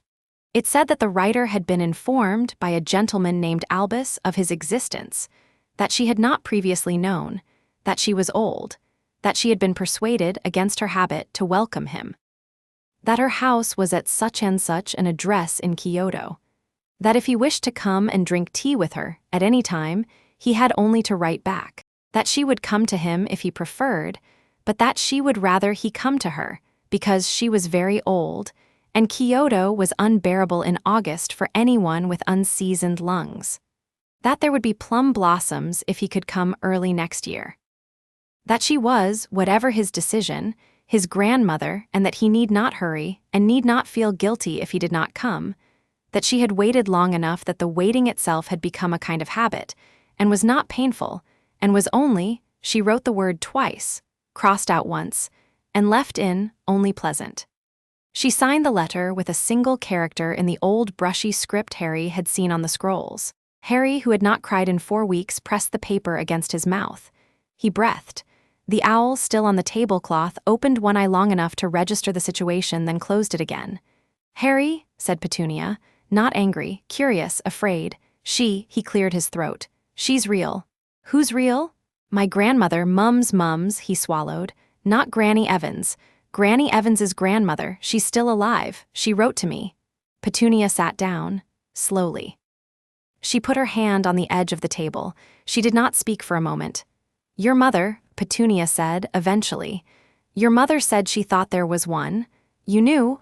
Your mother, number she didn't know. She felt it. She said she'd always felt like there was somebody." Petunia's voice was unsteady. "She used to say, when we were children, that there was an old lady in her dreams who told her she was being silly about something. She never told anyone but me. I said it was stupid. Petunia stopped. She looked at him. It was, Harry thought, the first time Aunt Petunia had looked at him the way an aunt looks at a nephew. "I'm sorry. It's all right." "No, it's not." Petunia wiped her face on the back of her wrist in the brisk way she wiped counters. "Go and write back. Don't tell her about us. We don't deserve her." "Aunt Petunia, go," he went. The letter was genuine. Hermione, when she arrived by flew 3 hours later with Ron and Tonks, determined its authenticity in roughly 40 seconds by means of a tuning fork, 3 charmed candles, and a piece of parchment that turned briefly purple to indicate unfaked handwriting. Tonks, sitting on the Dursleys' back step and being offered a biscuit by a thawing Dudley, vouched for the owl's bona fides. Dumbledore sent a note, confirmed it. "Your grandmother," Hermione said, reading the letter for the 4th time, her eyes shining, "is lovely. She seems lovely. I want to meet her." "Me too. I am going to write to her every month of my life." "Hermione, she is a national treasure. She is the national treasure of a nation I am not even a citizen of. I am claiming her for friendship. She doesn't even know you exist. She will very shortly know. You will mention me in your reply. You will mention me warmly. I will mention you accurately, Hermione. That is what I said. The second letter arrived at the end of July. It was from Gringotts. It was, in style, extremely unlike the first, being brisk, mercantile, goblin-stamped, and entirely indifferent to anybody's feelings. It informed Harry that the Potter family vault, into which he had never had cause to delve beyond the trust fund set up for his schooling, contained, among other things, a sealed subsidiary compartment which had been placed in the vault's care by one Mrs. Rose Evans, M. Evans, and the strange multi-syllable name of her mother Harry had never quite been able to pronounce on her daughter Lily's wedding day, with instructions that it be opened only by Lily's direct blood descendant, of age or at the discretion of the family, prior to age if said descendant could be vouched for by one of a small list of persons, among whom had been Dumbledore. Dumbledore, who had been informed of this by Gringotts, had apparently vouched. "My gran left me a trunk," Harry said. "Your gran left you a trunk," Hermione said delightedly. "Oh, Harry. All right. All right. All right, fine, let's go. Today. Gringotts was cool and dark, as it always was, and the goblin on duty at the counter watched Harry the way goblins had watched him since he was 11. The way one watches an object that is interesting not for its own sake, but for the curious, unquantified value it is known to represent. The goblin accepted Harry's key. The goblin accepted Dumbledore's signed note. The goblin, upon reading the note, paused, a pause so slight Harry almost missed it, and made a very small sound at the back of his throat. "Mr. Potter," the goblin said, in the flat, careful English of a being who had not chosen English but had learned with professional excellence to use it, "you are requesting entry to the subsidiary compartment." "Yes. You will be accompanied to the vault by myself, a curator, and an auditor. This is customary in cases of certain compartments. Please bear with us. All right. You will also be requested to provide a small sample. Sample, blood, right, only a drop. For confirmation." The goblin's eyes were so dark they had no distinguishable pupil. "We do not, in the bank's experience, trust claims of descent that have not been validated in blood." "That's fine." "Is it?" The goblin did not quite smile. "Very well, follow me." They went down. They went much deeper than Harry had ever been. They went past the vault Harry had seen at 11, past the vault he had seen at 12, past a series of vaults Harry did not remember. The cart descended into a part of the bank that smelled, he could not have said how he knew, but he knew, of much older money. The air was colder. The dragons in the distance were farther away. The lamplight here was different. It was fed by no candle he could see. It was fed, Harry thought, by something goblin-made that did not care whether wizards understood it. They reached a small round room at the end of a tunnel. In the middle of the room was a small round door. The door did not have a lock. The door did not have a keyhole. The door had a stylized fan on its face, painted in white and red, faded almost to gray. Harry, at the sight of the fan, stopped walking. "Mr. Potter," said the goblin. "Your blood, please." Harry held out his finger. The goblin produced a tiny jeweled pin and pricked him and caught the drop. The drop vanished. The goblin nodded once. The door opened. "We will wait here," said the goblin, stepping back. "Please take as long as you need. We request only that you do not remove objects from the compartment without declaring them on the way out." "Understood." Harry stepped inside. Ron and Hermione, who had been told explicitly by both Dumbledore and the bank that they could not enter, stood at the threshold. Hermione waved him on. Ron saluted. The door closed behind Harry with a sound like a held breath ending. The compartment was not a vault. It was a shrine. It was circular. Its walls were of pale wood, and the wood smelled faintly of old cedar. The floor was tatami. Harry had never been on tatami in his life, but he recognized it somehow and slid off his trainers without thinking. The ceiling was low enough that he could have touched it with a jump.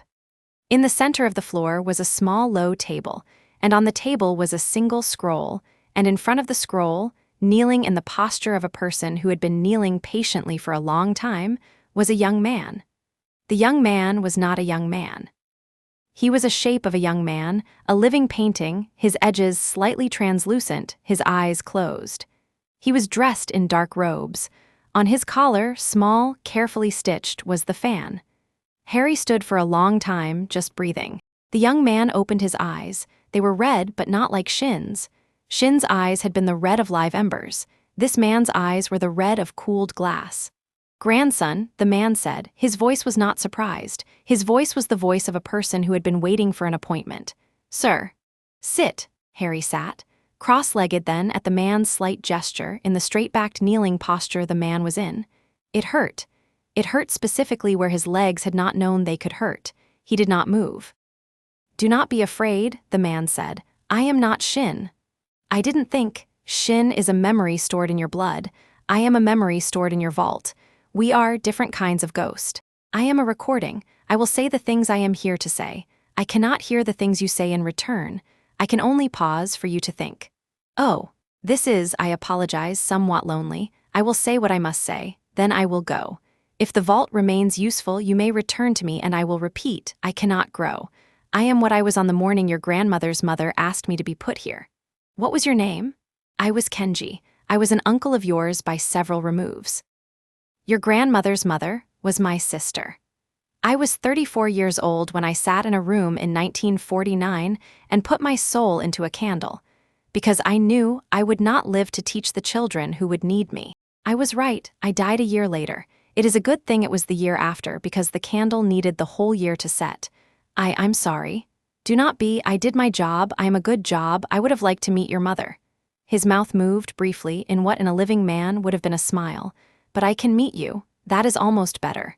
Listen, grandson, I have 2 things to teach you. Yes, sir. First, there is a technique our clan calls Susanoo.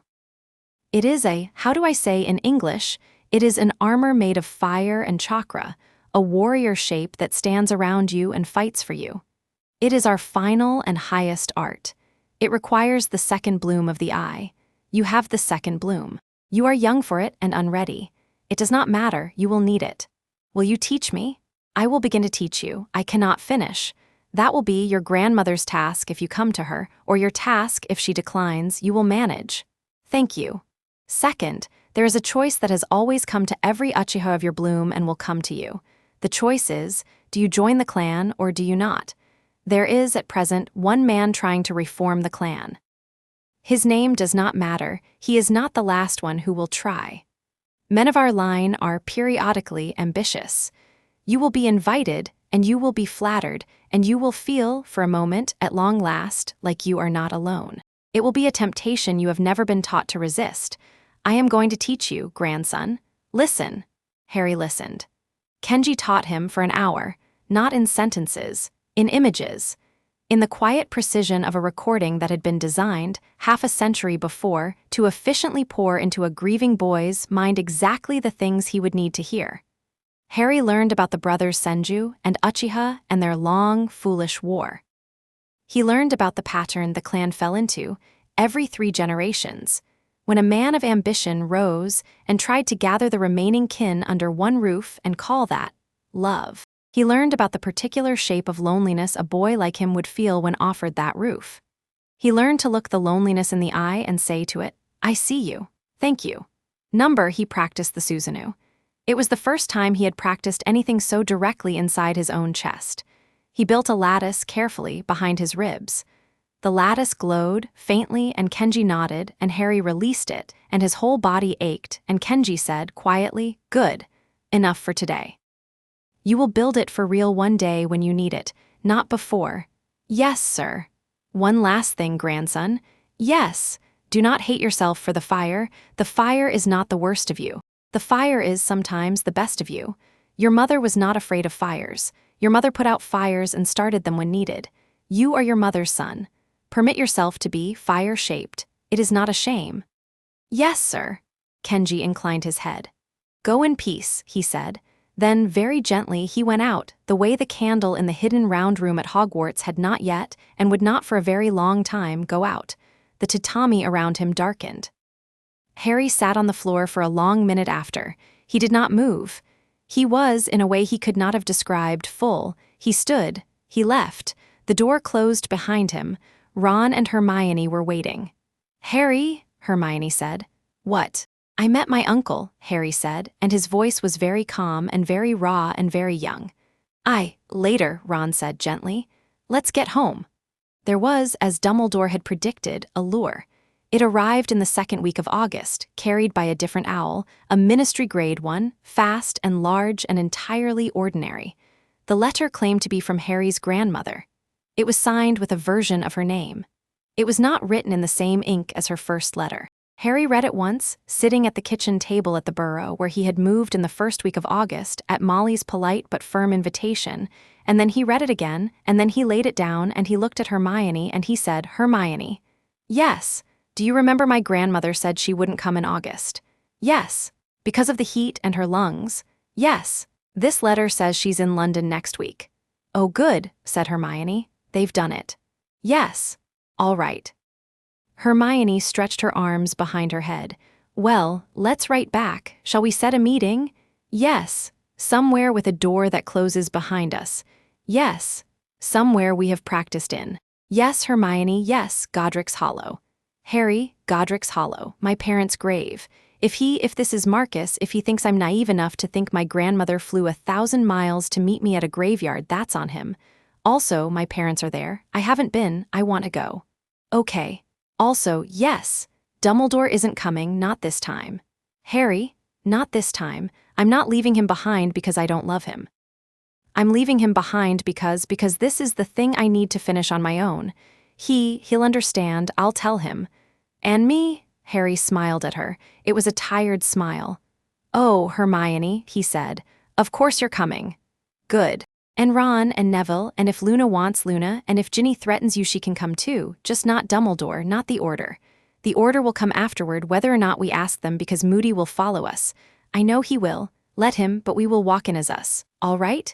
"All right." She paused. She smiled. It was a half-shy thing, like a cat offering a paw. "You've grown up, Harry." "Not really." "Yes, you have." "A bit," Harry admitted and went to find Ron. Dumbledore listened. Dumbledore did not interrupt. Dumbledore sat with his fingers steepled and his eyes on the far wall, and when Harry was finished, Dumbledore said, "I will not be there, as you have asked." "Thank you, sir." "But Harry." "Yes, I will be as you have put it afterward." "Yes, sir. And I will not ask Moody not to follow you." "No, sir. And I will, privately, not sleep between Saturday and Monday." "Sir, I am entitled, Harry, to a small suffering of my own. Let me have it." "Yes, sir." Dumbledore rose. He laid his hand on Harry's shoulder. His hand was old. It was a very old hand. Harry had in 6 years never really looked at it. Tonight he looked.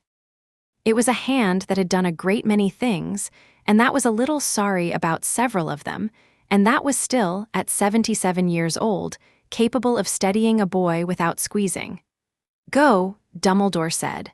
"Come back to me." "Yes, sir. Come back to me, Harry." "I will."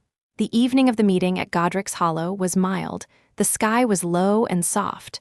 The light fell slant through the yew trees in the graveyard. Harry stood at his parents' grave for a long time without speaking. Lily's name was on the stone. James's name was on the stone. The stone read, "The last enemy that shall be destroyed is death." "Hi, Mum," Harry said. "Hi, Dad." He stood there. After a minute, without turning his head, he said, "I'm going to try not to start a fight tonight, just so you know." Hermione, beside him, smiled. "I'm going to try," Harry said, "to not need the fire." Hermione reached over. She took his hand.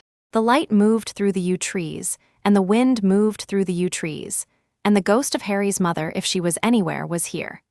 And the ghost of his father, if he was anywhere, was here.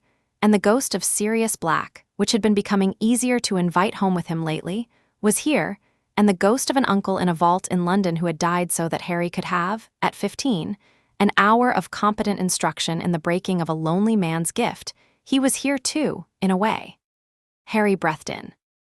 Harry breathed out. He straightened his shoulders.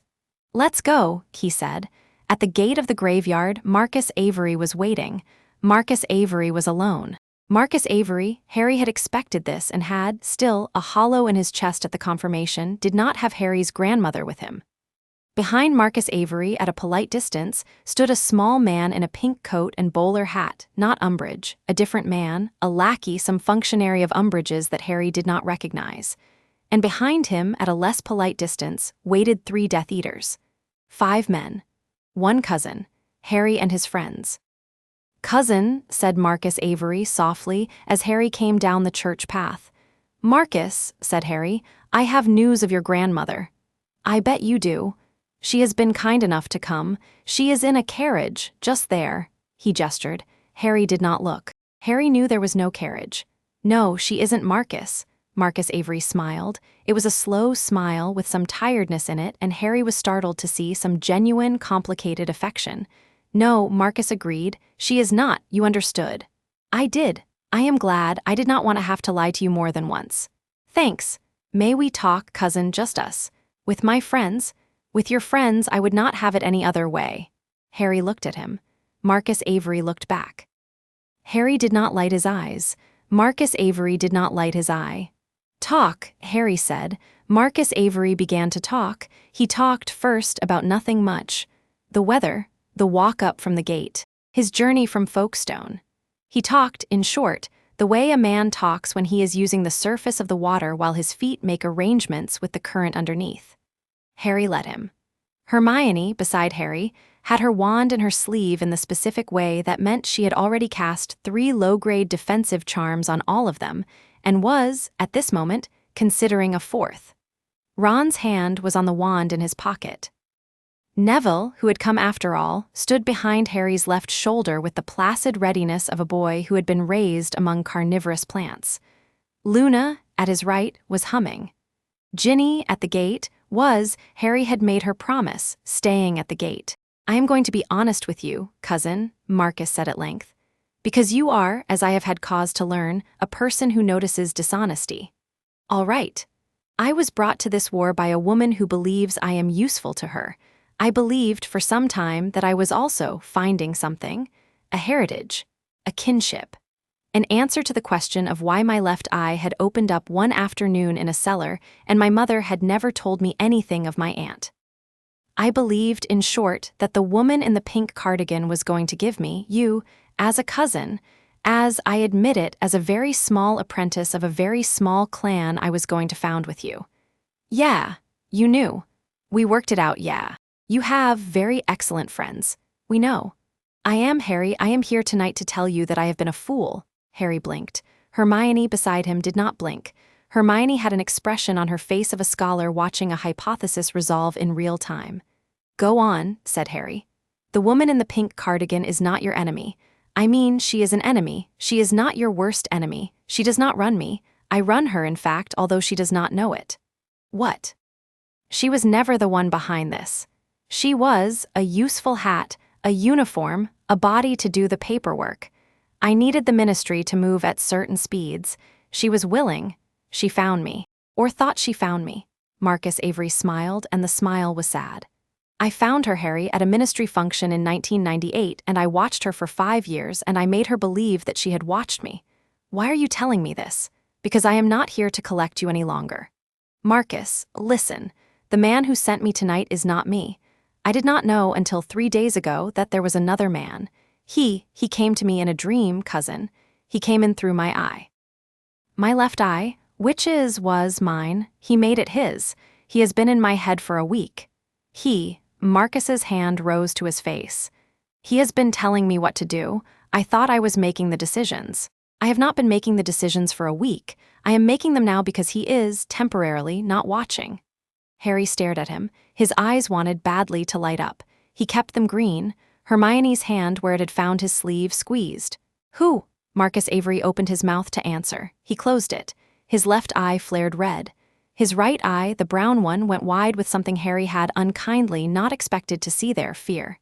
"He's here," Marcus whispered. "Cousin, run." "Marcus, run." A hand landed on Marcus Avery's shoulder from behind. There had been no one behind Marcus Avery. There had not been, 1/2 second before, any person in the graveyard except the party Harry had already counted. The hand belonged to a man who had not walked into the graveyard. The man was, now, simply present. He stood behind Marcus Avery as if he had always been there, as if standing there was his natural condition. The man looked, at first glance, perhaps 40 years old. On the second glance, perhaps 60. On the third, it became clear that his age was not fixed and was not meant to be. He was dark-haired. He was slim. He was wearing robes that were neither wizarding robes nor muggle clothes, a long, dark kimono-like garment, belted plainly, with no fan anywhere that Harry could see. His eyes were closed. "Hello, Harry," the man said. "I am sorry to interrupt." He did not move his hand from Marcus Avery's shoulder. Marcus Avery, Harry noted, had gone utterly still. The three Death Eaters a polite distance behind, who a second earlier had been watching the interview with bored and hungry patience, were now, to a man, on their knees. They did not appear to have chosen to kneel. They were kneeling in the manner of men who had found themselves kneeling and had not yet caught up with the information. "Who are you?" Harry said. "A cousin of yours, a distant one, a patient one." "Name, Kaido." The man did not open his eyes. "Of no especial line, because my especial line is dead. Yours and mine are in fact the last of our kind of the clan alive today. I am older than your grandmother in Kyoto. I have been in a room in pieces for most of my life. I am tired of rooms. What do you want?" "A small thing, a favor, an invitation." "To what?" "To begin again." Kaido's voice was the softest, most reasonable voice Harry had ever heard. It was, Harry thought with a chill, the voice of a man who had learned, across a very long life, that the most effective tool he possessed was his own quiet. "You have opened the eye, Harry. You have opened it fully. You are extraordinary. You are young.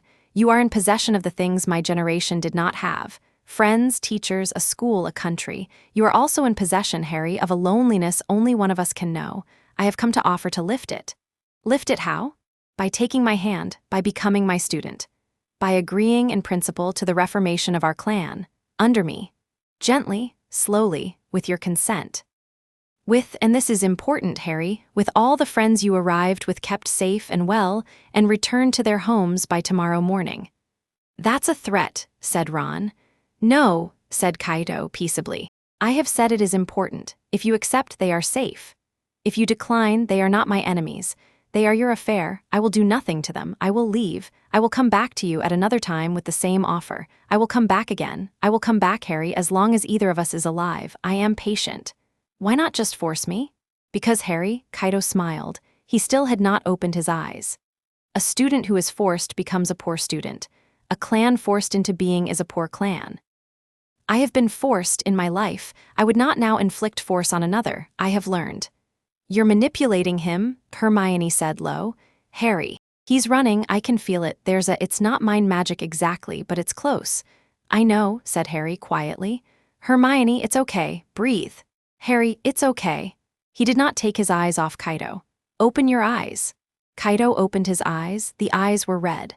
The Tomo in them were not Tomo. The shape in each pupil was the black pattern Harry had seen briefly in his own eyes in the moment Sirius had fallen.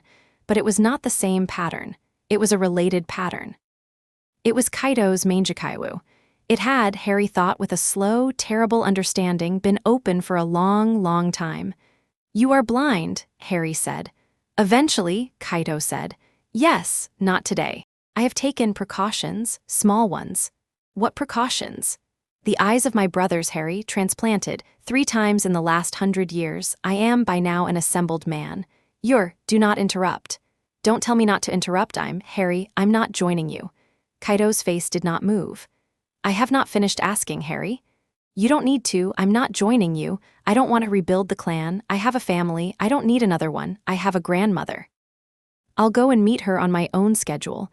I have friends. I have, he gestured. I have this. What you're offering me isn't worth the inside of my friend's smiles. I'm not taking it." "Think, Harry. I've thought. I am very, very old. I know. I am, in fact, older than your grandmother can remember. I know. I have killed more men than you have met. I know. I am not asking twice." "Good." For a single second, the whole graveyard listened. Then Kaido, still without moving his hand from Marcus Avery's shoulder, opened his mouth, and his mouth said, with a perfect, almost kind disappointment, "Ah, Harry, I had so hoped." He released Marcus Avery. Marcus Avery, liberated, collapsed like a puppet whose strings had been cut. Hermione, with a reflex that startled Harry, lunged forward and caught him before his face hit the gravel. Marcus Avery was, when she got to him, breathing. His left eye was closed. His right eye was open, fixed on Harry, and his lips were moving. Harry, leaning down, heard him say very softly, "Thank you, cousin." "Rest," Harry said. We'll rest," Marcus Avery agreed and slept. Kaido tilted his head. "He has been a good tool," Kaido said. "I will miss him, oh well." "Don't talk about him like that." "He is a tool, Harry. You will use tools too in time. It is how we are. Your grandmother uses them. Your Dumbledore uses them." "I am older and more honest. Do not judge me for that."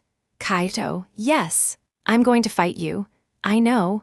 Tomorrow, if you'd like, a week from tomorrow, another year, but I'm going to fight you. Here tonight, I'm not. Here tonight, I'm going home, with my friends, with Marcus. I'm going home and I'm going to grieve and I'm going to train, and when you come back, I will fight you." "Harry, I mean it. I will walk out of here. You will let me. You said you are patient. Prove it." "Because if you don't," he glanced at his friends, "if you don't, you will not win, but my friends will die, and I will live, and I will hunt you for the rest of my life.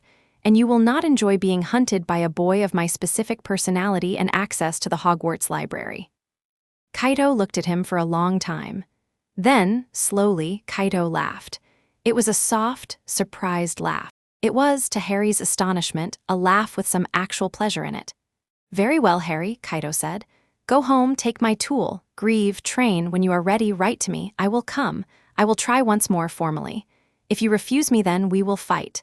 I do owe your grandmother the courtesy of waiting until your 16th birthday because she asked me long ago and I gave her my word. You know her." "I knew her in 1948. She was very memorable." "Good evening, Harry." He stepped backward. He did not apparate. He did not disappear in any way Harry's eyes could follow. He simply was, at one moment, standing over Marcus Avery, and at the next moment, not. The Death Eaters on their knees slumped forward, also gone in the same moment, not vanished, just still kneeling, alive, asleep. The graveyard went quiet. Harry sat down on the grass because his legs could not continue to do his standing for him. Hermione sat down with him. Ron, looking pale, sat down on his other side. Neville squatted on his heels and did not speak. Luna, with an absent serenity, sat down on Marcus Avery's unmoving chest and patted it twice. "He'll be fine," Luna said. "Eventually, he has a tenant moving out. Tenants take time." "Luna," said Hermione, "what? It's what my dad says." "All right," said Hermione, and did not press it. Moody came. Moody had, of course, been close the whole time. Harry had spotted him twice during the conversation without letting on. Moody and 2 Aurors loaded Marcus Avery onto a stretcher. Moody and 2 Aurors took the 3 sleeping Death Eaters into custody. Moody looked at Harry. Moody did not ask. Moody said, "Home, lad, I'll write it up. Dumbledore's going to need a sit-down." "Yes, sir." "Well done." "Sir, well done," said Moody. "You did not light the fire. Do you know what that means, lad?" "It means you're twice the UCHIHA your cousin just tried to make you." "Home." Harry, despite himself, laughed. It was a short, shocked laugh. It was the first time he had laughed all evening. They went home. That night, after the burrow had settled, after Molly had kissed him on the forehead twice and cried and been stern at him for 15 minutes and made him eat a bowl of soup he did not want and was grateful for, Harry sat on the windowsill of Ron's attic bedroom and watched the moon over the orchard. Ron, in bed, said sleepily, "Harry." "Yeah. He's going to come back, isn't he?" "Yeah. And we're going to be ready." "Yeah. And you're going to be okay." "Yeah. All right." Ron yawned, just wanted it said aloud. Harry did not answer for a while. Outside, an owl laughed, which owls do, if you listen to them long enough, and you allow the laughter not to be your projection. Another owl answered. 2 of Ginny's hens, down in the yard, had a short, decisive argument about the precise ownership of a particular roosting stick. One of them won, and both of them, by the sound of it, forgot the subject of the argument immediately afterward. Harry smiled at the hens without seeing them. It was good, he thought, to be in a house in which things argued about stupid small things. He thought about Kaido. He thought about Kaido in the way you think about a thundercloud you have been told will arrive on a specific Tuesday. You cannot begin to be afraid of a thundercloud on a Tuesday 3 Tuesdays away. You can only note it and plan your week around it, and in the meantime be quite reasonably, quite stubbornly alive. Harry noted Kaido. Harry filed Kaido. Harry thought, I will get better. I will build the Susanoo. I will find my grandmother, on my own, without a carriage at a graveyard, and I will drink tea with her, and she will tell me small things about my great-great-grandmother, whose husband had black hair and who liked to cut plum trees. I will keep my friends alive. I will keep my teachers at a polite distance. I will not anymore let the man at the top of the tower make all of my decisions. I will let him make his share and no more. I will be all right, Harry thought, and for perhaps the first time in his 15 years, the thought did not immediately trigger the counterthought of probably not. Ron. Thanks. Shut up, Harry. Love you, mate. Shut up, Harry. The moon did its moon thing. The orchard did its orchard thing. Harry laid his forehead against the cold glass of the window, and he breathed, and for the first time in a long time, for the first time since Sirius, he slept. A little sitting up, with the kind of rough, grateful, untidy sleep that only happens when one has decided, finally, that one has friends worth trusting to keep watch. And somewhere, far to the south, in a room no one else had ever been in, Kaido, who had not in fact left Britain and would not leave, because Britain was a country that suited his long patience and good, cold damp, sat on a low cushion and poured himself a cup of tea. He did not look to anybody watching like a man who had lost an argument. He did not look like a man who had won one either. He looked like a man who had met, at long last, an interesting problem and who intended, across the next 3 years, to enjoy it. "Happy birthday in advance, Harry," he said softly into his tea. The tea, obligingly, steamed. He sipped. He set the cup down. He closed his eyes, which, now that he was alone in his own room, he could close without performance. And he allowed himself, for precisely the span of one long inhalation, the small and indulgent pleasure of having been told no by a boy brave enough to mean it. It had been a long time since anyone had told him number. He had forgotten how bracing it was. He realized, been looking forward to it. 3 years, Harry, he murmured to nobody. We will see what 3 years makes of you.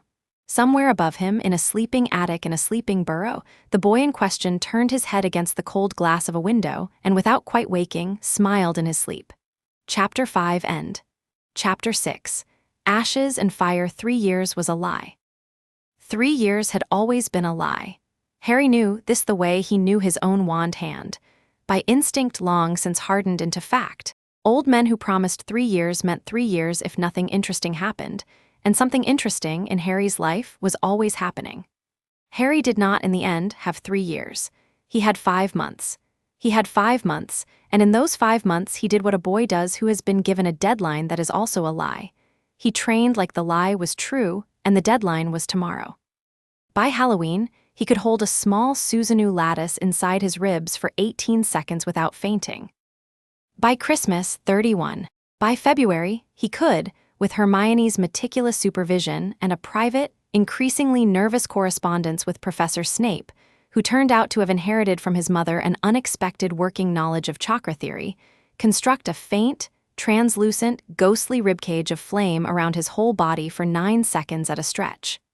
By mid-March, a second letter arrived from Kyoto. "Grandson," it said, "I had hoped to give you plum blossoms. Plum blossoms are now upon me. They will be gone in a fortnight. I write to tell you that I will come to Britain, after all, in April. This is against my doctor's advice. It is also against my own better judgment. It is required, I think, by circumstances of which I do not propose to write in a letter that an owl carries. I will bring tea. Kindly reserve a chair for an old woman. Kindly also reserve a chair for an old man named Albus, whom I have scolded by correspondence for many months, and who I understand will enjoy being scolded in person. Your friends, too. Especially the one named Hermione, who writes to me every Sunday in a hand I have come to recognize as the hand of a kindred spirit. I shall be pleased to meet her. I shall bring sweets. Yours, grandmother." Harry laughed at the word sweets. Harry also cried a little at the word yours. She came in the first week of April. She came not by portkey. She refused portkey on principle. She informed them, because portkey was for very young people and for very impolite ones, and she was neither, but by Muggle airliner, which she had taken once before in 1976 and had not enjoyed, but which she respected as the achievement of a species. Dumbledore met her at the airport personally, because, he said, some apologies could only be made on their feet. She had made him stand in the arrivals hall for a full 20 minutes while she made sure her suitcase had not been lost, during which he said he had experienced the most productive introspection of the last half-century. Hermione met the grandmother next, at the burrow, and Hermione was, Harry had never seen it, and he watched it with a private kind of joy, shy. Hermione was shy in the way a very serious scholar is shy around the author of the paper she has committed to memory. The grandmother took Hermione's face in both her thin, papery hands, looked at her a long moment, patted her cheek, and pronounced her acceptable. Hermione cried very quietly into Molly's shoulder for most of the afternoon. Ron, when introduced, bowed. Ron had been coached. Ron had been coached for 3 weeks. Ron bowed as badly as any Englishman has ever bowed, and the grandmother laughed at him for 15 seconds and then handed him a piece of candy and told him he was a good boy. "She likes me," Ron whispered to Harry. "She likes everyone, Ron," Harry whispered back. "She gave me candy, Harry. She gave the Thestrals candy on the way in. Harry, I was given the same candy as the Thestrals, which objectively—" "Shut up, Ron." The grandmother looked at Harry last. She held his face the way she had held Hermione's. Her hands were so fragile Harry could feel the delicate bones in them like the ribs of a bird. Her eyes were calm. They were not red. They had, Harry understood looking into them, been red once a long time ago when she had needed them to be, and they were now only green-brown with the long sediment of a life. "Grandson," she said. "Grandmother. You look like my mother. Do not apologize. My mother was an extraordinarily good-looking woman. The resemblance is a compliment." She smiled. Her teeth were still her own. "Sit. I have brought you things. I have brought you tea. I have brought you a letter. My mother wrote to me in 1962. I have brought you, most importantly, an apology from a woman who has waited too long to see you, and who does not any longer believe that the waiting was well done." "Grandmother." "Listen. I will say my apology. Then I will never say it again. It is in my nature not to repeat my apologies. I consider that to cheapen them. I should have sought your mother. I should have sought your mother before she was old enough to marry. I should have gone to England and seen my granddaughter who did not know she was my granddaughter. I did not. I did not because I had done certain things in Kobe in 1989 that I was ashamed of, and because I was a woman who let her shame decide her calendar. I will not live long enough to make it up to you. I will live long enough, I hope, to know you. Will that be enough?" Harry, whose vocabulary had been steadily depleting all day, nodded. "Yes," he said. "Good." She patted his cheek again. "Now, tea." They had tea. Molly made it. It was as perfect a cup of tea as Molly had ever made, because Molly had been told by Arthur on the walk in that this woman was the closest thing Harry Potter had to a grandmother, and Molly, as Molly did, had decided, upon that information, that this cup of tea would be the cup of tea of her career. The grandmother tasted it. The grandmother pronounced it excellent. Molly sat down very suddenly, as if her knees had just been reminded of themselves. Dumbledore joined them. Dumbledore sat at the grandmother's right hand. Dumbledore was, Harry had not expected this, shy. Dumbledore was, in the grandmother's presence, 100-and-something-year-old wizard being patiently, slowly reduced to the size of a 19-year-old boy. It was an education. They did not, that day, speak of Caito. They spoke of Lily. They spoke of James. They spoke of the grandmother's 3 dead children, all of whom had died in or around 1979 in a massacre Kyoto, still officially called an earthquake. They spoke of Petunia, whom the grandmother, astonishingly, knew by name, having read about her in Rose Evans's girlhood diary, which Rose's mother had sent Kyoto by slow sea post in 1952 for safekeeping. They spoke of Sirius and of Shin and of Kenji in his shrine, and the grandmother said, putting her teacup down carefully, "Kenji was a good boy.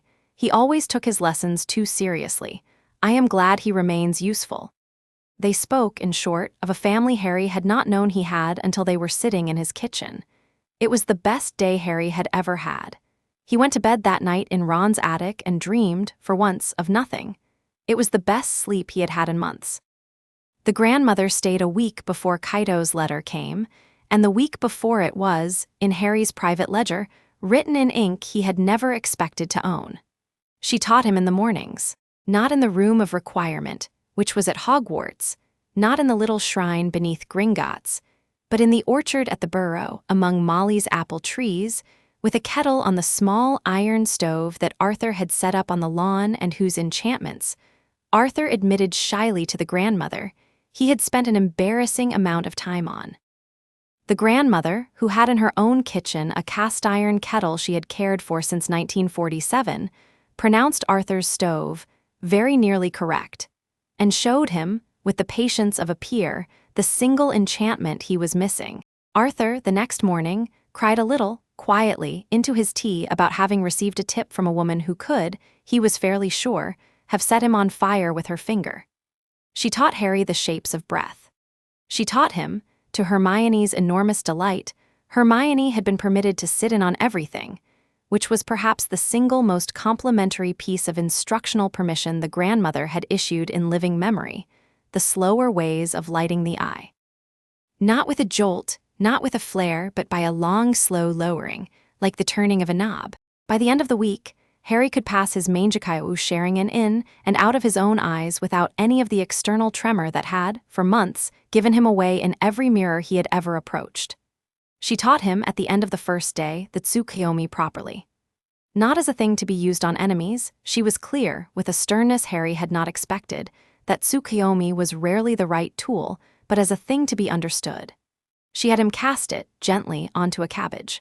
The cabbage did not react because it was a cabbage, but the small pile of gnats that had been hovering around the cabbage, scattered in the particular unhurried disarray of a congregation being released from a sermon, which the grandmother said was evidence that a tsukuyomi had in fact occurred and had been in fact a merciful one. "Mercy, Harry," she said, handing him the cabbage, "is a technique. Do not assume it comes without practice. Also, eat your cabbage." He ate his cabbage. She taught him, on the second day, a small move she called the grandmother step. This was a way of vanishing from the spot one was standing in and reappearing approximately 3 feet to the left without any visible motion in between. It was not apparition. It was not, Hermione nearly wept at this, any form of magic Hermione had ever heard of. It was, the grandmother explained, a trick of chakra suppression timed to a blink, and a person only needed it perhaps twice in any given lifetime. But those 2 times were the 2 times it mattered most, so she was teaching him young. Harry, by the end of the afternoon, could do it barely, and tended to overshoot by a foot. He nearly ended up in an apple tree twice. "You will fine-tune it," the grandmother said, "or your grandchildren will, either is fine." "I don't have grandchildren." "Be patient," she said mildly, and poured him more tea. Dumbledore came every morning. Dumbledore sat in a corner of the orchard in a small folding chair Arthur had produced from somewhere, and Dumbledore was quiet. Dumbledore wrote in a small leather notebook that he did not show anyone, and now and again he laughed quietly to himself at something the grandmother had said. Once, on the 3rd afternoon, the grandmother, without looking up from her teacup, remarked, "Albus, write down the last thing you wrote down and give it to the boy in 15 years, or he will not believe you said it to me." "Yes, ma'am," said Dumbledore, startled. "Good." Snape came. This Harry had not expected. Snape came on the 4th afternoon, walking up through the orchard in his long black robe, looking out of place and knowing it, within his hand a small paper parcel. The grandmother rose to greet him. She did not, Harry noted with interest, condescend to him. She welcomed him with the same formal courtesy she used for Dumbledore. "You are Severus," she said. "Madam, I have been told about you. I imagine you have, by persons in many different tones. I imagine that too. You will sit, please. The tea is good. Arthur has made pastry." "I do not eat pastry." "You will today, it would be rude. Arthur has made pastry specifically because he heard you were coming, and he is a man who cannot bear an unappreciated pastry." Snape sat. Snape drank tea. Snape, to Harry's enormous and permanent surprise, ate pastry. Then Snape produced from his parcel a small, battered, cloth-bound volume, and he set it down in front of the grandmother. "From the library at Hogwarts, madam," he said. "Lily's library, or your granddaughter's library.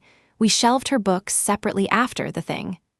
The grandmother opened the book. Her face did not change. She read the inscription on the inside cover. Harry could not see it for a long moment. Then she closed the book. She laid her hand on the cover. She did not speak for a while. "Thank you, Severus." "Madam, I have also been told a thing about you I will not repeat, because I am not in the business of carrying other people's stories. But I have been told, and I have considered. I think you are mostly a good man who is not given very much good weather. You may come and sit with me again, if you like, when I am next here." "Madam, come or do not come, as you please. I will come." "Good." Snape, after another uncomfortable half-hour of being quietly welcomed, rose to leave. Before he left, the grandmother pressed into his hand a small, flat, wrapped object. "Open it at home," she said. "Yes, madam." "It was hers. She made it when she was 8. She intended you to have it at some point. She told her aunt she intended you to have it, and her aunt wrote it down, so you have it." Snape's face did a thing Harry had not ever seen it do. Snape nodded once stiffly. Snape left. Harry, watching him go, said nothing. The grandmother, without turning, said, "You may speak." "How did you know?" "I read her aunt's letters, grandson. I have read them many times. I know many small things about your mother that no one else has bothered to. Will you tell me some?" She looked at him. "Yes," she said softly. "Every evening I am here, starting tonight until you know her." He did not trust himself to speak. He nodded. That night after dinner, the grandmother sat with him in Ron's empty attic and told him a single small, precise, perfect story about his mother at the age of 6, involving a sparrow, a windowsill, and a great deal of stubborn 8-year-old Petunia. Harry laughed until his face hurt. The grandmother laughed too, more quietly. At the end of the story, she patted his hand and said, "More tomorrow, a little at a time. We have some time." Grandmother: "Yes, I love you. Yes, grandson. I just wanted to say it. I know. I heard it in your voice all day. It is good to say things aloud once, now go to sleep." He slept. He slept better than he had slept in years. They spoke of Kaido 2 days later because Kaido forced them to. The letter arrived by an owl that smelled faintly of iron. The letter was short. It said only, "Harry, I am out of patience. I will be at Godric's Hollow at sundown tonight. Bring whomever you wish." Signed, K. Dumbledore read the letter. Dumbledore passed it to the grandmother. The grandmother read the letter. The grandmother set her teacup down for the second time in 2 days. "Kaido," she said. The word was almost tender in her mouth, and then hardened. "He is moving early. He has worked out that I am here. He does not want me helping you train. He wants the fight sooner while you are still a boy. He is afraid." "Afraid of me?" "Of you with teachers. He has not been afraid of anything for a long time. It will be good for him. Can I beat him?" The grandmother looked at him. "Yes," she said, "if you do exactly what I tell you." "All right. It involves, Harry, some specific instructions." "All right. Some of the instructions will feel wrong." "All right. One of them will involve letting him think he has won." "All right. One of them will involve Hermione throwing a specific book at a specific stone in a specific order, which will be somewhat undignified." "I'll do it," said Hermione at once. The grandmother smiled at her. "I know you will, child." They made the plan. The plan was not simple. The plan was not a piece of brilliance. The plan was a careful, bone-deep family plan of the kind a family that had had 100 years to think about the moment makes. Harry listened. Harry nodded. Harry did not interrupt. It took 3 hours. At the end of it, the grandmother folded her hands in her lap and said, "Any questions?" "None," said Harry. "Good, go and rest. Eat a soft-boiled egg. Drink water. Do not practice today. You will be surprised how little you need to practice today. You have already practiced. Today we save your chakra." "Yes, grandmother." "Come here." He came. She took his face in her hands again. "Grandson." "Yes. Be a kind boy tonight. Be a kind boy to him. He has been a terrible man, and he has been a lonely man, and the loneliness has been terribly, terribly longer than the terribleness. I am not asking you to spare him, Harry. I am asking you to mean it, whichever you choose." "Yes, grandmother." "Good." Godric's Hollow, at sunset in April, had that particular kind of gold light that the English countryside produces only in one specific hour, about 8 days of the year. The ruin of his parents' house stood beside the church.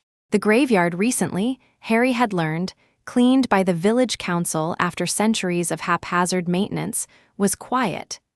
Daffodils pushed up in small gold fists between the graves. Harry walked into it alone. not because he was alone.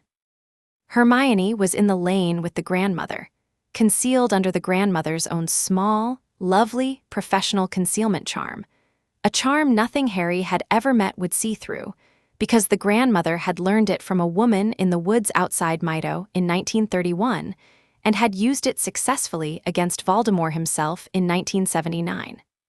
Ron was in the church with Neville. Luna and Ginny were, and this had been a point of some argument, on the thatched roof of the nearest cottage, because Luna had insisted that was the best vantage, and Ginny had insisted that if Luna was on a roof, Ginny was on a roof too, and neither of them had been dislodgeable.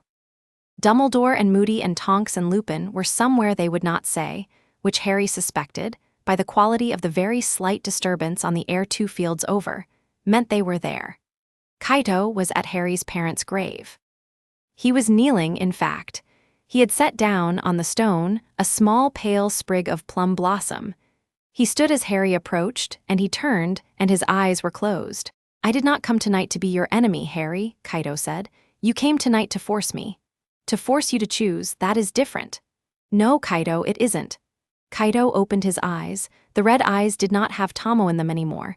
They had a different pattern, Harry saw, something maze-like and restless, slower than Harry remembered and sadder. "I am losing my sight," Kaito said. "Did I mention this? My precautions are running out. My last brother's eyes, transplanted, were the last. I cannot afford to wait for your 3 years. I cannot afford, in fact, to wait for 3 months. Forgive me, I truly am sorry. If I had more time, I would not do this. What are you going to do, exactly? I am going to ask you one last time, and if you refuse, I am going to take only one of your eyes, Harry. You will keep one. You will keep the one that matters. The Manjikayu is in them both. Either eye is sufficient. It will hurt. It will hurt very badly. It will save my life." "Number, Harry, no, Kaito, not that, not ever that. Then we fight." "Then we fight," Kaito sighed. He moved at last from the grave. He did not raise a hand. He did not light a sign. He simply, slowly, dropped into a stance that would not have seemed like a stance to anyone who had not, in the last year, seen what chakra looked like. Around him, the air bent. Around him, the gold light of the evening tilted into red. Above him, beginning to form in the long, flat field of his chakra, a shape began to assemble, a tall, ribbed skeletal figure of flame, and then flesh over the flame, and then armor over the flesh, and then a sword in its hand. Kaito's Susanoo. Full. Complete. 5 centuries old. Harry closed his own eyes. He breathed in. He breathed out. In his chest, in the careful, precise shape he had been practicing for 10 months, he built the lattice. It was not Kaito's lattice. It was a small, stubborn, ugly child's lattice. It was a 5-month-old thing against a 500-year-old thing. He built it anyway. He coaxed it out to the outline of his shoulders and up to his head and down to his knees. It was thin. It was flickering. It was a flame-shaped Harry over a Harry, held together in places by Hermione's memorized advice about breath control and by Shin's quiet presence at the back of his head and by Kenji's recorded voice saying calm and by his grandmother, a lane away, thinking at him. He opened his eyes. His eyes were the Manjikayu. They were bright. "Ah," said Kaito, across the field. "It is small, Harry. It's mine." "Yes." Kaito's flame giant took a single step forward. The earth under its foot groaned. "That is why I am sad." He struck. The first exchange took 2 seconds. Harry was knocked backward across the graveyard. The sword had only grazed him, because Kaito had not at the last second struck to kill, Kaito had struck to disarm, and because the sword was a sword of flame as thick as a carriage, grazing Harry meant sending Harry sideways through a yew tree, which splintered, and into the stone wall of the church, which cracked. Harry's Susanoo had held. His Susanoo was, somehow, still around him. He lay on his back on the path of the graveyard and looked up, and he saw the stars beginning to come out, and he thought, with a quiet, surprised, almost amused calm, "I am alive. All right. Good to know." He stood up. The Susanoo flickered back into shape around him. He stepped back out onto the grass. Kaito's giant was waiting. "You have one free attempt, Harry," Kaito called in the polite voice of an examiner at an oral. "Take it. I will grant you that. 1 blow, then we proceed." "All right." Harry raised his hand. His Susanoo raised a hand with him. It was translucent. It was small. It was his. He did not reach with it for fire. He reached with it for the grandmother's specific instruction. 7th step. 5th if you have been fast, 7th if you have been slow. Kaido will expect fire. Kaido will be delighted by fire because fire is our thing and he will parry fire effortlessly. What Kaido will not expect, what Kaido has not thought about in 50 years is water. Harry reached. His Susanoo, with a tiny surprised flick of its wrist, gathered from where Harry could not have said, a thread of water out of the air, from the atmosphere, from the river 5 miles south. From whatever large body of water lived in the lattice of earth magic under a 1,000-year-old Cornish church. The thread was the width of a pencil. The thread was the length of a corridor. The thread moved at the speed of thought. It was not a sword, it was a needle. It threaded the eye of Kaido's giant, the left eye, because the left eye was the eye Kaido's brother had been using for 130 years. The eye that was the youngest and therefore the least secured, and it went on through, and it emerged from the back of the giant's head, and it vanished into the stars. Kaido's giant staggered. Kaido, the real Kaido, inside, dropped to his knees inside it.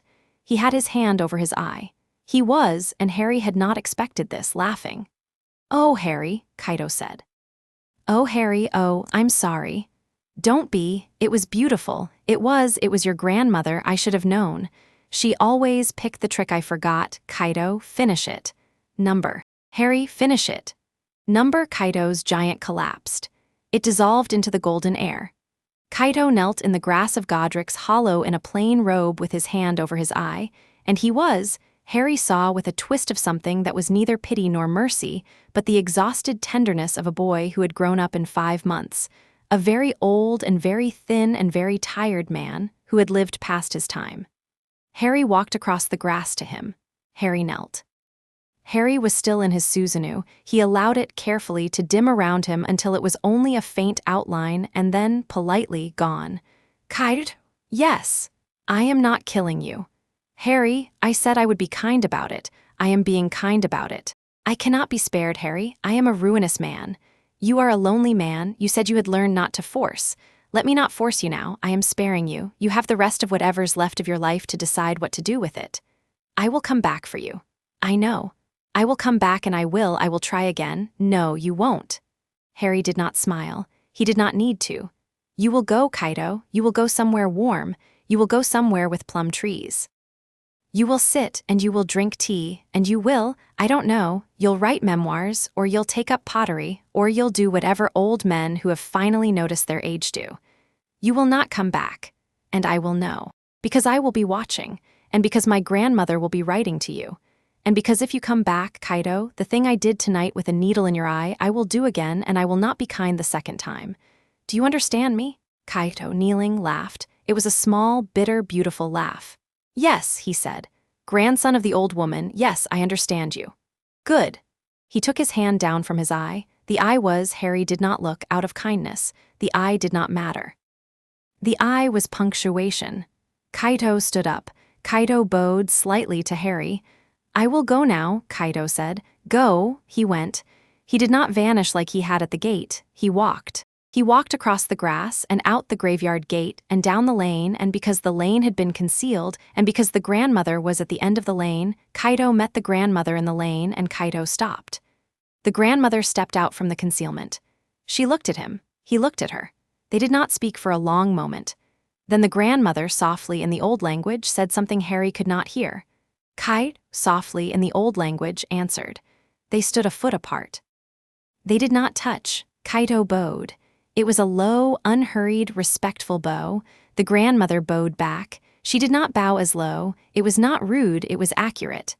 Kaido walked past her. He walked out of Godric's Hollow, and down toward the main road, and a car, a small, muggle, polite car driven by a muggle driver who had been arranged for by a person Harry would never learn the identity of, waited for him at the end of the lane. Kaido got in. The car drove away. It drove south. It drove, Harry would learn later, to a ferry. It drove, Harry would learn later, to a small seaside town near Lisbon, where a man with a single working eye would rent, for the rest of his life, a small apartment with a small balcony that looked out at a small square with a small fountain. Kaido would, Harry would eventually learn, take up gardening. He would not come back. In the graveyard, Harry sat down in the grass and looked at the sky. His friends came. Hermione first. Hermione leapt onto him and hugged him so hard Harry thought a rib might have cracked for real this time. Ron pulled her off him and hugged him next with the disciplined squeeze of a man who had been to a Quidditch match and would not disgrace himself. Neville crouched next to him and silently held out a canteen of water. Luna dropped from the roof of the cottage down the lane in a single impossible graceful motion that bypassed gravity and sat down on Harry's other side and said, "Well done." Ginny, Harry would never later be able to describe the kiss Ginny gave him in the church porch 3 weeks later at the beginning of the next thing in Harry's life, but he would remember with perfect clarity that on this specific evening in the graveyard, Ginny came and stood in front of him and said, flatly, "Don't ever do that again." "I won't." "You will." "I maybe." "Good," Ginny said, and ruffled his hair and walked away. Dumbledore, from the gate, stood in a long moment of silence, and his eyes caught the last of the sun, and at last he said, very softly, "Well done, Harry." "Thanks, sir." "You did not use the fire." "No, sir." I am so proud of you, Harry." "Thanks, sir." The grandmother, still in the lane, stood with her face in profile to the graveyard, and she was, Harry saw it with a small shock of tenderness, crying silently in the way very disciplined old women cry, which is without any moving of the face at all. Harry stood up. He walked over. He took her hand. She did not say anything. She did not need to. They stood together in the lane for a long minute, and the daffodils did their daffodil thing, and the yew trees did their yew thing, and somewhere far to the south a car drove away with a tired, finally released old man in it, and somewhere much farther to the north a school in Scotland was quietly locking its great doors for the night. "Grandson," the grandmother said eventually. "Yes, there is still the other one. I know. He is a different kind of problem. I know, I have friends, I have you." He thought of his mother and of Sirius and of Shin. "I have all of them, I'll manage." "Yes, you will." They walked back up toward the church. Hermione waved. Ron waved. Neville, who was holding Luna's scissors because she had handed them to him without explanation, waved. Ginny was arguing amiably with a very old village cat that had come out to see what the trouble was. The church door swung open, because the church, like every building Harry had ever been in, had a sense of timing, and the vicar, who had been in bed, who had no idea, who had woken because of the crack in his own church wall, came blinking out into the lane in a dressing gown and said, faintly, "I say." "Hello, Vicar," Harry said politely.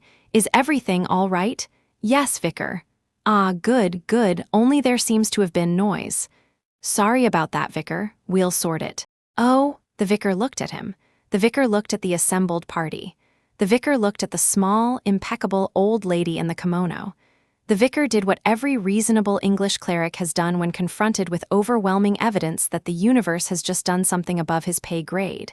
He nodded politely and said, "Good evening, madam. Good evening, all. I shall go back to bed, I think." "Good night, Vicar." "Good night." He went back to bed. The assembled party looked at each other. Hermione started laughing first. Ron laughed next.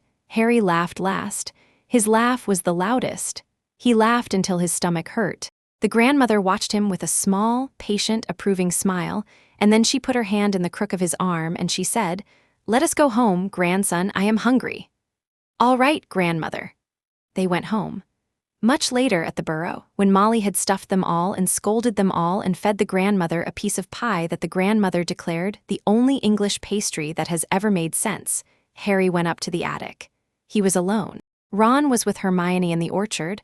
Hermione had unbelievably cornered him by the apple tree, and they were, finally, talking about some things they had both been quietly delaying talking about, which was excellent, and which Harry had been forbidden by Ginny on pain of pain to interrupt. He went to the little attic window. He leaned his forehead against the glass. He looked at his reflection. His eyes, his own eyes, were green. He watched them. He let them stay green. He did not light them.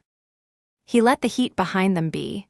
Tonight, only the warmth of a 15, almost 16-year-old boy who had, for the first time in his life, made the last big decision on his own terms. He thought about Voldemort. He did not avoid the thought. Voldemort was still out there. Voldemort now had, Dumbledore had told him, at least some suspicion of what Harry was and a new, more complicated reason to want him dead.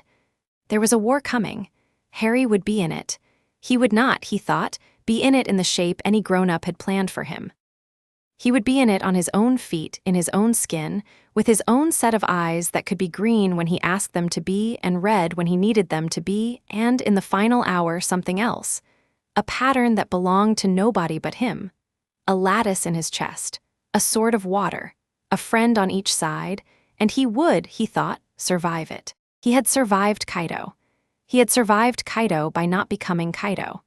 He had survived Kaido by refusing the invitation, by refusing the loneliness, by refusing the easy, cold hand of a family that had only ever wanted to use him. He had refused.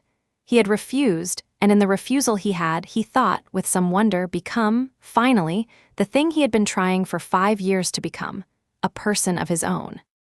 Downstairs, the grandmother was laughing about something Arthur had said regarding a plug. The laugh was the laugh of a very old woman enjoying, with startled generosity, the family she had, late in life, against all odds, been given. Molly was laughing too. Ginny was laughing. Hedwig, in her cage in the corner, was preening. Harry watched his reflection for one more long, quiet moment. His eyes stayed green. He turned away from the window. He went downstairs. He joined his family. Outside, the night did its night thing. The stars did their star thing. The plum trees of Kyoto, 8,000 miles away in the old woman's empty garden, stirred in a soft, small wind, and a single late blossom fell and landed in the gravel, and waited, as all such blossoms do at the end of all such evenings, for whoever came next to find. In the morning, Harry sat on the back step of the burrow with a cup of tea. The grandmother was due to leave that afternoon. Her suitcase, small, efficient, much scarred, stood in the hall. She was in the orchard, saying goodbye to Arthur's stove. Hermione came out and sat next to him. Harry, hi, are you all right? Yeah, actually, yeah. Yeah, I thought I wouldn't be after everything. I thought I'd feel worse. I feel like a person. For the first time in a while, I feel like the thing I was scared of, I wasn't scared of him. I was scared of him making me somebody else. He didn't, So I'm all right, Hermione. Good. She was quiet a moment. Harry, yeah, you know what's still coming, right? The big one. I know. Okay, just making sure. Because mate, I don't know how to say this, you're different now. I wanted you to know I noticed. Different how? Quieter, in your bones. Is that good? I think so. I think the quiet is you. I think the noise was the years you had to be loud to exist. You don't have to anymore, so quiet's yours. Harry looked at his tea. That's very Hermione of you. I've been thinking about it for a week. It shows. Shut up. They drank their tea. The grandmother came out of the orchard with Molly. Molly was crying a little bit, the socially appropriate amount. The grandmother, who did not cry in public but who cried in her own way in her own time, squeezed Molly's arm and patted it and then turned to Harry. Grandson. Grandmother. I will come again in June. I will stay longer. I will bring more candy for Mr. Ron. I will read more of your mother's aunt's letters to you. I will teach you the rest of Susanoo. You will have, by then, I think, if I am right about you, finished your school year honorably, kept your friends alive, and not lost a finger. Is that acceptable? Yes, grandmother. I love you, grandson. I love you, grandmother. She took his face in her hands. This time she did not say anything. She looked at him for a long, long time, and in that looking was a thing that Harry could not have named but that he felt for the rest of his life, whenever he needed to remember why he was still alive. Go, she said at last. Be green-eyed this morning, be a boy who is alive. Yes, grandmother, she left. Dumbledore took her to her plane. She would not fly by Portkey. It was not, she maintained, dignified for a woman of her age. Harry watched her go down the drive with Dumbledore. He watched her until the bend in the lane took them out of sight. Then he sat on the step for another 10 minutes. Then he drank the rest of his tea. Then he stood up. Ron came out, yawning. Harry, Ron. Mum wants me to help her denome the lawn. Gnomes have been disrespectful. Are you in? Yeah. Good, Hermione's already out there. Harry put his mug on the step. He stretched. The morning was clear. The gnomes were indeed being disrespectful. The nearest one was flipping its small, rude hand at them from the base of a rhubarb plant with the specific eloquence that gnomes achieved when they thought they were not being watched. "Come on," Ron said. "Coming." They went to denome the lawn. It took an hour. Harry, halfway through, threw a gnome so far over the hedge that the gnome's outraged yell echoed all the way across the field. And Harry was sure, crossed a time zone. Hermione laughed. Ron laughed harder. Molly, from the kitchen, shouted at them to stop being unkind to the gnomes. Ginny, who had joined them halfway through, threw one farther. Molly did not reprimand Ginny because Molly had her priorities. It was, Harry thought, a very ordinary morning. He was very, very glad of it. The last thing that happened, that first week of April, was small, and it happened in Harry's dream. He was in the hidden round room under Hogwarts. The candle was still burning. Shin was sitting at the low table, and across from him, kneeling in impeccable posture, was Kenji. They looked up when Harry entered. They smiled at him, both of them. They were, Harry understood without being told, thinning, fading gently into whatever place memory selves fade into when the person they remembered is no longer in such desperate need. "Grandson," said Kenji. "Harry," said Shin. "Hi," said Harry. "We came to say goodbye," Shin said. "Not forever. We came to say that the part of us that has been walking in front of you every day for a year, we are tired. We are going to rest. We will wake again if you need us. You will not need us probably soon. Your grandmother is alive. Your grandmother is in your life. Your grandmother is. She's better than either of us," Kenji said dryly. "It is fine to say so." "She is," Shin agreed. "She is, so we wanted to say." "Thank you," Harry said, because the word had risen in his chest and because he would not today be a boy who did not say such words. "Thank you both, you saved me." "You saved yourself," said Shin. "We just held the lamp." "Thank you for holding the lamp." "You are welcome." Kenji bowed, Shin bowed, they stood up. They walked together toward the wall with the fan on it. They paused at the wall. Shin looked back. "Harry." "Yes. Be happy." "I'll try. Try hard." "Yes." They walked into the wall. The fan brightened for a second, just a second, in the shape of a hearth, and then it dimmed, and the wall was only a wall, and the candle on the table burned calm and steady. And in the bed in the attic at the burrow, the boy stirred and did not quite wake. On the wall, just where the fan had been, very small, very faint, in an ink that was the exact blue-black of an old woman's letters from Kyoto, a new mark had appeared. A single character that in that language meant simply home. Harry did not see it in his dream because his dream had already moved on, but the room of requirement kept it. The room of requirement, for as long as there was a Hogwarts, would keep it. The room was, like many very old places, good at keeping things. Chapter 6 End.